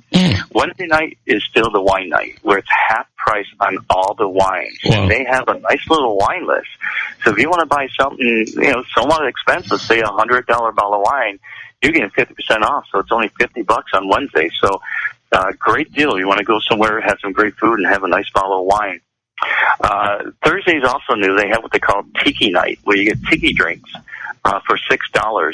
But they also do a scallop special for $10. So you can get a nice little scallop dish and have some like tiki drinks. Pretend you're back at Trader Joe's or something. That really sounds terrific. Terrific. I'm sorry, I said Trader Joe's. On Friday, of course, you have that champagne and oyster combo where you can have Tat and J at $10 a glass, and then you get a half dozen oysters for $10. That's only $1 something an oyster. You can't beat that anywhere. But one thing I also wanted to mention about Ways and Means was that Monday through Friday from 2 p.m. to sunset, they do have a little special on drinks. If you enjoy martinis, it's only $6 a martini, gin or vodka. Or you get a bucket of beers for $20. We get 5 beers in a bucket for only $20. We can sit at the bar and watch the game if you like, and have a little fun, have some incredible food. And if you're in the food industry, it's always $2 oysters there. So go have a bucket of beers and have a couple dozen oysters and watch Monday Night Football or so. So great deals. And, for football, hey, Domino's has any 2 items for $5.99. So you get a pizza, sandwich, whatever, or medium 2-topping pizza for like $8.99. So if you want to just sit back, relax, enjoy, and don't cook about anything, just have them deliver Domino's tonight, too. So you can always get around that way if you just want something, wholesome food. Or you know what? We can give you John's address, and we can all show up there. He's got a wonderful wine list at his house, and he's going to be serving some kind of hors d'oeuvres during this show, or during the show. I was going to say during the football game. Exactly. But before we run out of time, Bob, I didn't get to, the last couple of weeks, and of course, last weekend was a holiday, but we talked about my vacation, Alaskan trip and so forth, and we very touched, we talked about the restaurants and stuff in Vancouver, which was one of the most incredible dining experiences I had. But what I was really impressed with was the British Columbian wines, especially the Okanagan Valley there. They were just amazing wines. And what I had, I mentioned last week we ate at Gotham Steakhouse, which was amazing. But we had this amazing Meritage. It was a 2013 consensus, and it was from Similkameen, and that is Similkameen. And it's pronounced Similkameen, okay? And I tell you, it was one of the most amazing wines. It was, you can get it for around $60 a bottle. There's somewhat of a low production on it. It's something new. They probably only make about 250 cases. But you had cassis, blueberry, blackberry, vanilla, big jammy fruit coming at you, nice long finish. And it was like, this is Canadian wine. It was amazing. It was our first night up there, and it just really blew me away. It was just incredible. But we also had, when we went to Miku sushi restaurant, we had a Black Hill Viognier from Okanagan Valley. That goes for about, you can probably buy it, if you can find it, around $20 a bottle. It's about 13% alcohol, but traditional New World Viognier, Fruit Loops. And that was funny because, through the Master Sommelier program, one of the problems I had was detecting New World Viognier. And one of the masters goes, come on, you got to be kidding me. Didn't you have Fruit Loops in the morning? And I put the glass to my nose, and it was Fruit Loops. It was like a bowl of Fruit Loops in front of you. Really? So, yeah, it's so easy now. Now I can just nail New World Viognier because of the mouthfeel. It's usually a rounder mouthfeel. There's going to be oak on it, usually 9 times out of 10. Usually maybe 10 times out of 10. But you do get that Fruit Loops and everything in New World Viognier. So now it came from one thing that I could never get to probably one of the easiest wines I can pick out now. But we. So what do you do with sugar frosted flakes? What was that? I haven't had a wine down yet from Lake None yet. So if I do, Bob, I'll definitely let you know. Well, we did a Bordeaux blend. It was called Laughing Stock Vineyards from Okanagan Valley for about $27 a bottle. You can find it in stores, and just delightful wine. Just delightful wine. We had a Pinot Noir up there as well. It was called Foxtrot. And it was 2012 Pinot Noir. It was 13.7 alcohol, so it was getting up there in alcohol. But you got strawberry, raspberry, little rhubarb.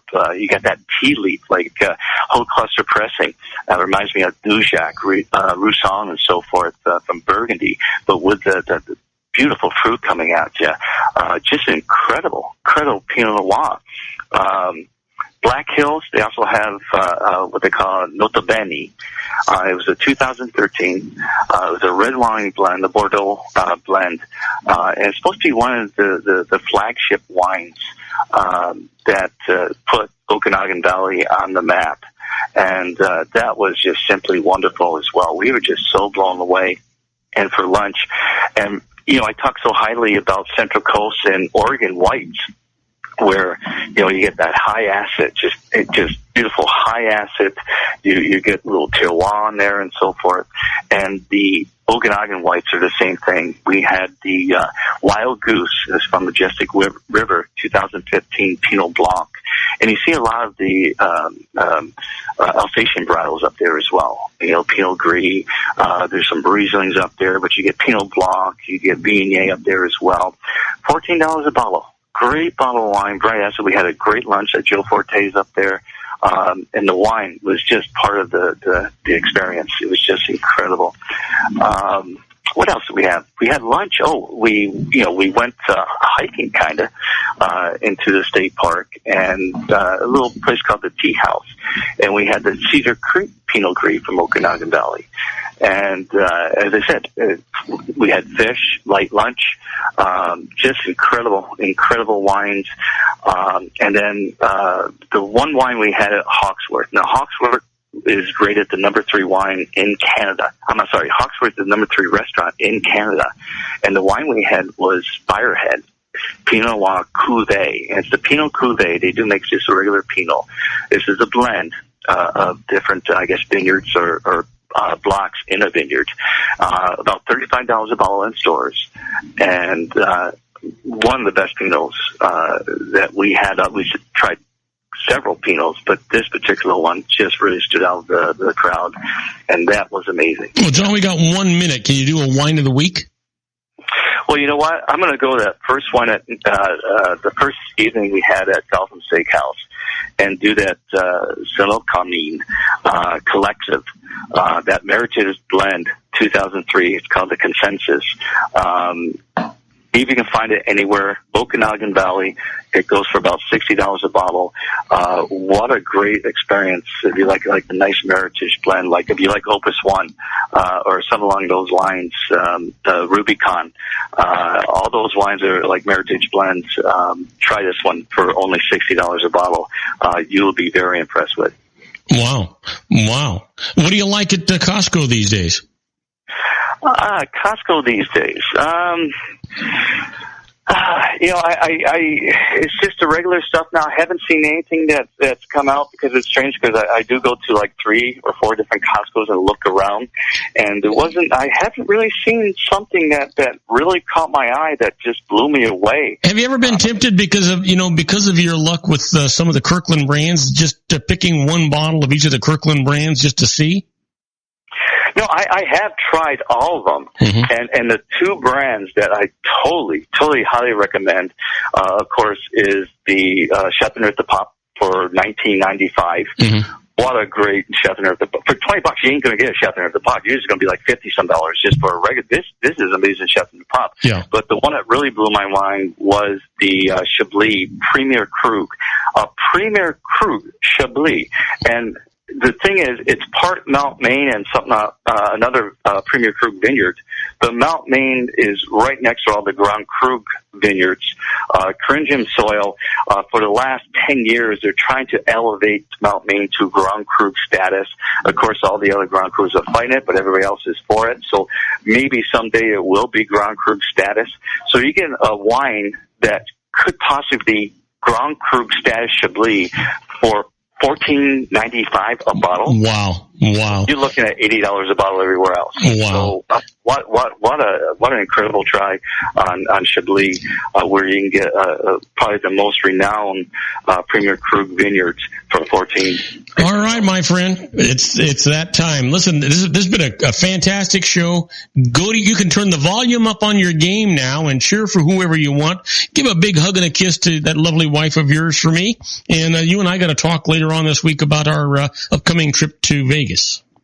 Sounds good. I'm taking the mute off the TV now, Bob. Thanks, buddy. All right, take care and have a great week. We'll talk to you on Monday. Okay. All righty. The rest of you folks, stick around, because when we come back from this commercial break, we'll do the birthdays for the day, the secret daily teaching for your life, the Harvard business tip of the day, and the interesting but useless facts. We'll be right back with a lot more great show right after these brief messages. If you want to increase your client base and sales, then consider this, the Relationship Building Network at RBN. Given the current economic conditions and challenges, we all need to work smarter, make smarter decisions, invest our hard-earned dollars where it'll yield the best return for our investment.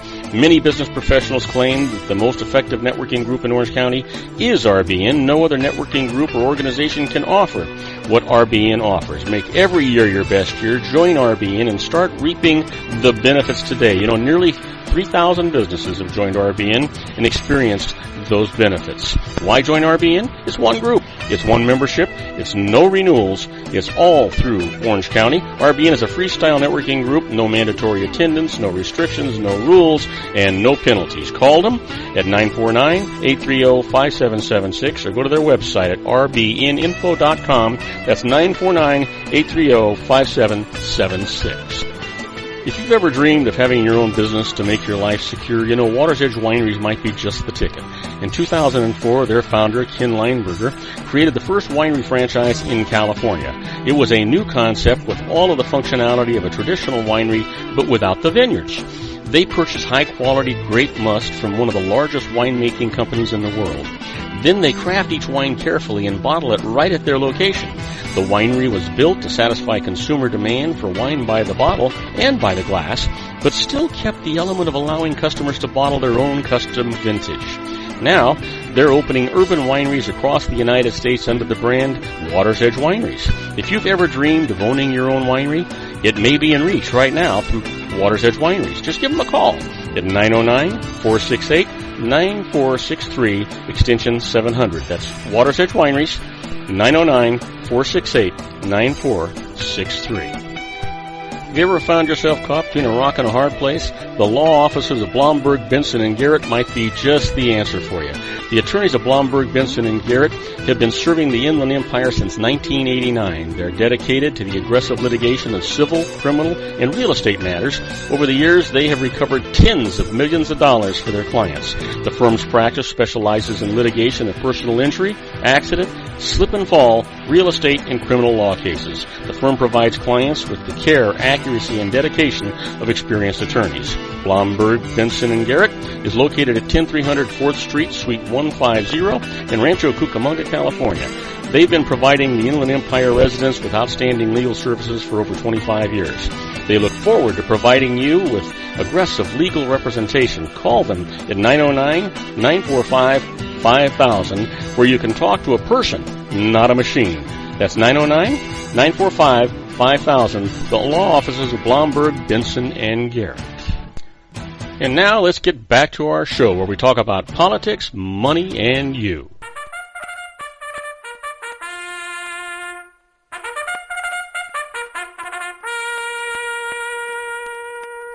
And I am Robert Cardoza. You're listening to Robert Cardoza Live on the street at the intersection of business and politics. We're at 4:43 p.m. Pacific time. It's currently going down 76 degrees here in the heart of the Inland Empire in sunny Southern California. It's down from 82 degrees on its way to 58 degrees. That seems to change around a little bit going around. But if you're listening to us on our globally syndicated network and you're in Auckland, New Zealand, well, you know what? It's 61 degrees and it's clear. And in Sydney, Australia, it's 63 degrees and overcast. So, you know what? Not so bad. It looks like great weather all around the world going on here today.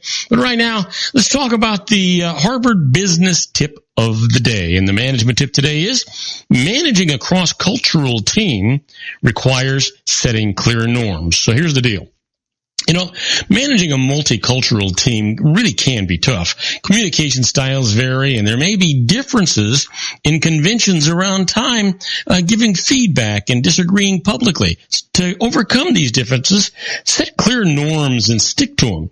Start by taking into account what will work best for your team as a whole. Now, be aware that there may be team members who find it harder to meet certain expectations because of their cultural backgrounds. For example, if you have established that team members must arrive at meetings exactly on time, that's kind of the Western style, punctuality, right?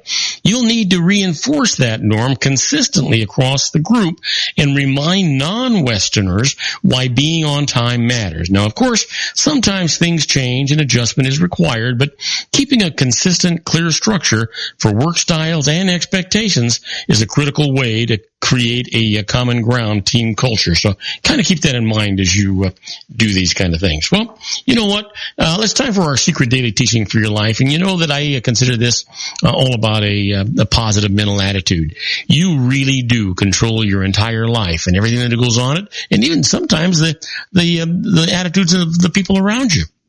It's all about a positive mental attitude. You know what? When you get up in the morning, look in the mirror and say, wow, I'm going to have a productive, profitable, wonderful day.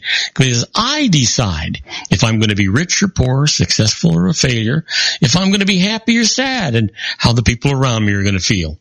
That's what you do with a positive mental attitude. Now, the teaching for today is whenever there is a stray negative thought that comes in, switch to feeling the love in your heart. Stay with that feeling in your heart until you can feel it flow all through you. Any negative thoughts will disappear. If you can practice this regularly, in a very short time, you'll be living the life that you really want in every area. As you magnetize the love in your heart, your whole life will change. I'm telling you, folks, this really, really works. Try it. You'll be glad you did. Yeah. Well, you know what today is. Sure you do. You know it's Monday. It's September the 12th, and it is somebody's birthday.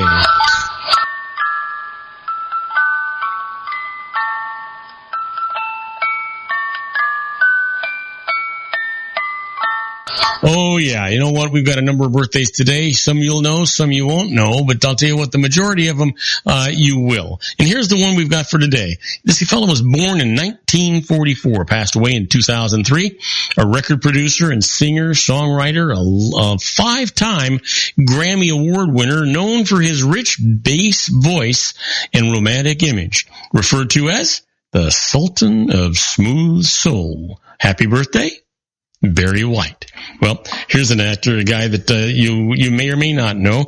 He was born in 1951, an Emmy-winning film and television actor who's perhaps best known for his portrayal of Ralph Cifaretto on The Sopranos. Happy birthday, Joe Pantoliano. I guess that's how you pronounce it anyway.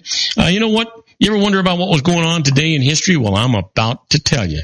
On September the 12th, 1609, Henry Hudson discovers, can you guess? Sure, the Hudson River. Well, on today in 1959, premiere of Bonanza, the very first regularly scheduled TV program presented in color. Yeah, 1959. If you think about it, not that long ago. And in 1960, John Fitzgerald Kennedy avers that he does not speak for the Roman Catholic Church, and neither does the Church speak for him. That is how he won the presidency. Yeah. Well, you know what? Our quote for today comes from Socrates. Socrates says, the unexamined life is just not worth living. That makes sense. It's really profound. Think about it. Well, you know what? It's time for us to give you those interesting but useless facts. Got a number of them. Hold on to your hat. We've got some good ones. Did you know the original design of Monopoly was circular? It wasn't square. It was circular board. And Leonardo da Vinci invented scissors. You know, it never fails to boggle my mind what some of these people have done. How about this? You know that at the beginning of the year 2001, all Canadian cigarette packaging will depict graphic images of rotting teeth and deteriorating organs? Yeah. That's why we live in the United States, not Canada, I guess. How about this one? Did you know that Horatio Nelson, one of England's most illustrious admirals, was throughout his life never able to find a cure for his seasickness? The man was perpetually seasick. Can you imagine? Can you imagine the admiral? Well, how about this? The turbofish lays approximately 14 million eggs during its lifetime. Wow. Now that is a lot of offspring. Well, let me leave you with this one. Coffee trees are usually found no more than 1,000 miles from the equator because they grow only in tropical and subtropical climates. Did you know that? Probably not. Well, you know what? I will give you one more. In 1984, a Canadian farmer began renting ad space on his cows. Now, we'll leave you with that little chuckle. Now, don't go away, because when we come back, we're going to be doing our tribute to the late, great Paul Harvey and the rest of the story. The story today, a great one, an anthem for the enemy. And I'll tell you all about it right after these brief messages. Don't go away. Isn't it time to shine the spotlight on your expertise? The Interview, starring you. Here's your chance to capture 5 minutes of fame with The Interview. This isn't just any interview. This is your opportunity to showcase your expertise and position yourself as a trusted expert in a one-on-one video interview hosted by Robert Cardoza, host of the nationally syndicated show Robert Cardoza Live and powered by AHA Studios. What is it? A professionally recorded video for your use. Robert Cardoza interviews you on the set where he records his show. Professional interview showcases your expertise and value, shot in a state-of-the-art studio. And what's in it for you?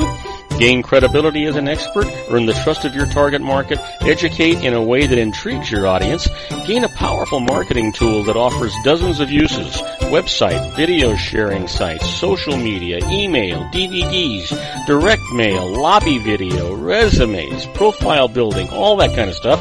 Association with the nationally syndicated celebrity. That's right.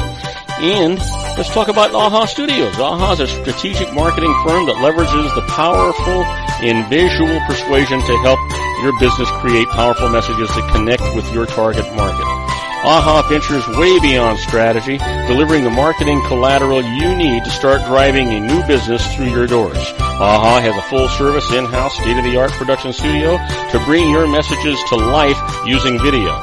Discover how to make The Interview work for you. Call 949-831-2222. That's 949-831-2222. AHA Image Studios, Incorporated. Dr. Stephen Tidwell, Gentle Family Dentistry in a caring, personalized environment. Here at Dr. Tidwell's office, we are dedicated to helping you keep your teeth healthy. We are a state-of-the-art dental practice that still believes in traditional values, such as excellent customer service and individual attention. We have a special welcoming offer for you for just $39, a complete exam, personal consultation, professional cleaning, and all necessary x-rays. That's a $266 value for $39. Dr. Tidwell has 2 convenient locations and experienced staff to provide you with professional care and personal attention that you deserve.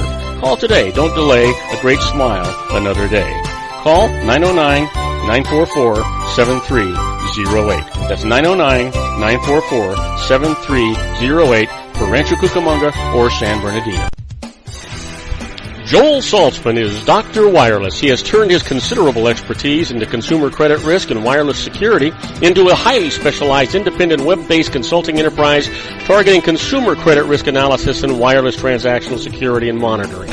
He works as a wireless analyst, veteran independent agent, and consumer liaison for most wireless telecom carriers and equipment manufacturers. For more than 20 years, corporate and private clients and media audiences have counted on his unvarnished advice while weighing the technology, performance, and cost differences between Sprint, Nextel, AT&T, Verizon, and T-Mobile. Joel specializes in setting up mobile wireless hotspots to be used for disaster preparedness, business continuity, and mobile wireless merchant processing solutions. Call Dr. Wireless at 310-400-4900 or go to his webpage at drwireless.com. Again, call 310-400-4900 or his webpage at drwireless.com. You'll be glad you did. And now, back to our show.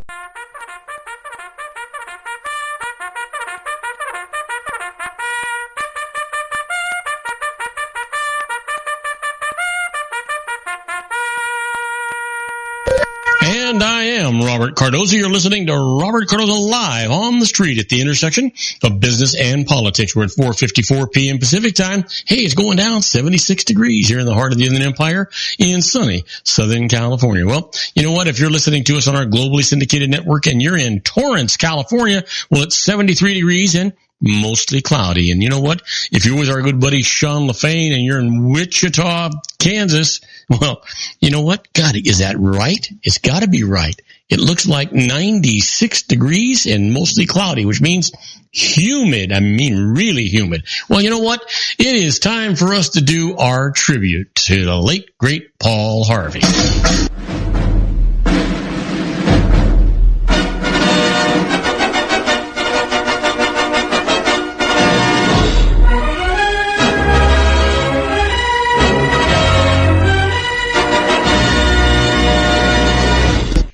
Sir, you know what? Paul Harvey is and the rest of the story, well, he's the biggest and best voice in America. You know, he actually reveals the startling heartbeats behind the headlines. Paul, one of America's favorite radio and television commentators, heard over 775 ABC radio stations and over 400 foreign stations, seen on 110 television stations, and read in 300 newspapers. He was a recipient of numerous awards and honors, including 9 honorary degrees. He's on Gallup Poll's list of America's most admired men. Well, one of the biggest things he had was the rest of the story.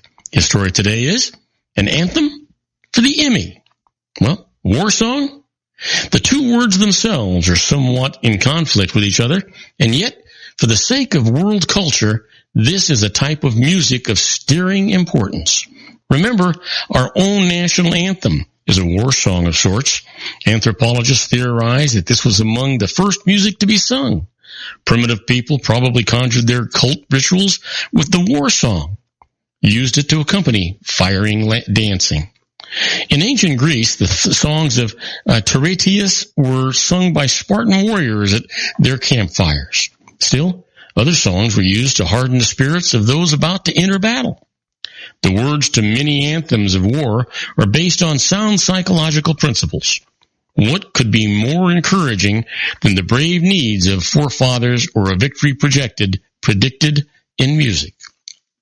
By the end of the 15th century, army units began to have trumpeters, drummers, pipers attached to them.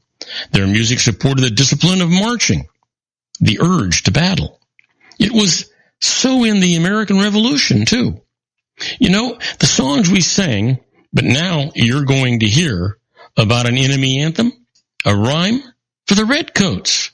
Some say this British tune, or 2, 4, can be traced to a song of French vineyard workers. Others argue that it came from a Spanish word, dance, or a German harvest tune, or a Dutch peasant song. We're just not sure. But we do know that British soldiers sang it during the French and Indian War, a full 2 decades before the signing of the Declaration of Independence, and they would use it to shatter the courage of the colonists throughout the Revolution, sometimes posting troops to sing it outside a church during colonial religious services. It was meant to taunt us, to make us afraid. Then a curious thing happened to this demoralizing melody. We stole it.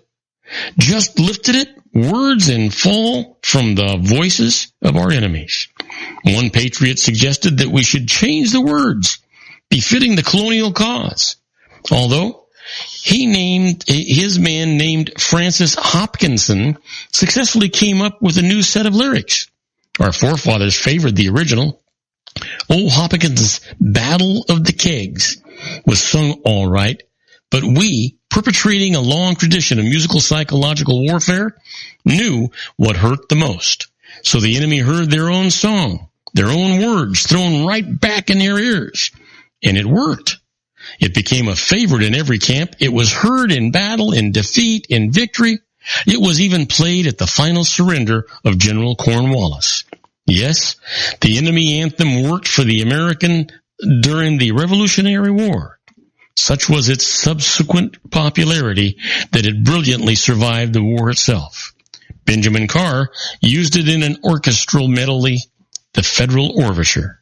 Written in 1794, a century later, visiting European composers would write variations on the tune, honoring the Americans and their efforts during the Revolution. This song was intended to needle American troops during our Revolution, until with incurable or incomparable American mischief, we turned the needle around and they got the point. The redcoat rhyme that made our own forevermore was Yankee Doodle. And now you know the rest of the story. Well, on my next show, Sean LaFave and I are going to be talking about health care on the Geared for Wellness Corner, and I continue to do our tribute to the late, great Paul Harvey and the rest of the story. You know what? Don't forget to tell all your friends about our show here on the RLC Broadcasting Network. That's our show for today. Beginning today, treat everyone you meet as if they were going to be dead by midnight. Extend them all the care, kindness, and understanding that you can muster. Your life will never be the same again. So many of our dreams at first seem impossible, then they seem improbable, and then when we summon the will, they soon become inevitable. You know, the real secret of happiness is to make others believe that they're the cause of it. Robert Cardoza Live is brought to you by blogtalkradio.com every Monday through Friday from 4 p.m. to 6 p.m. Pacific Time. Now, go out and make it a great day. Your host has been Robert Cardoza, the technical advisor, Matchstick Digital, and your executive producer, also Robert Cardoza.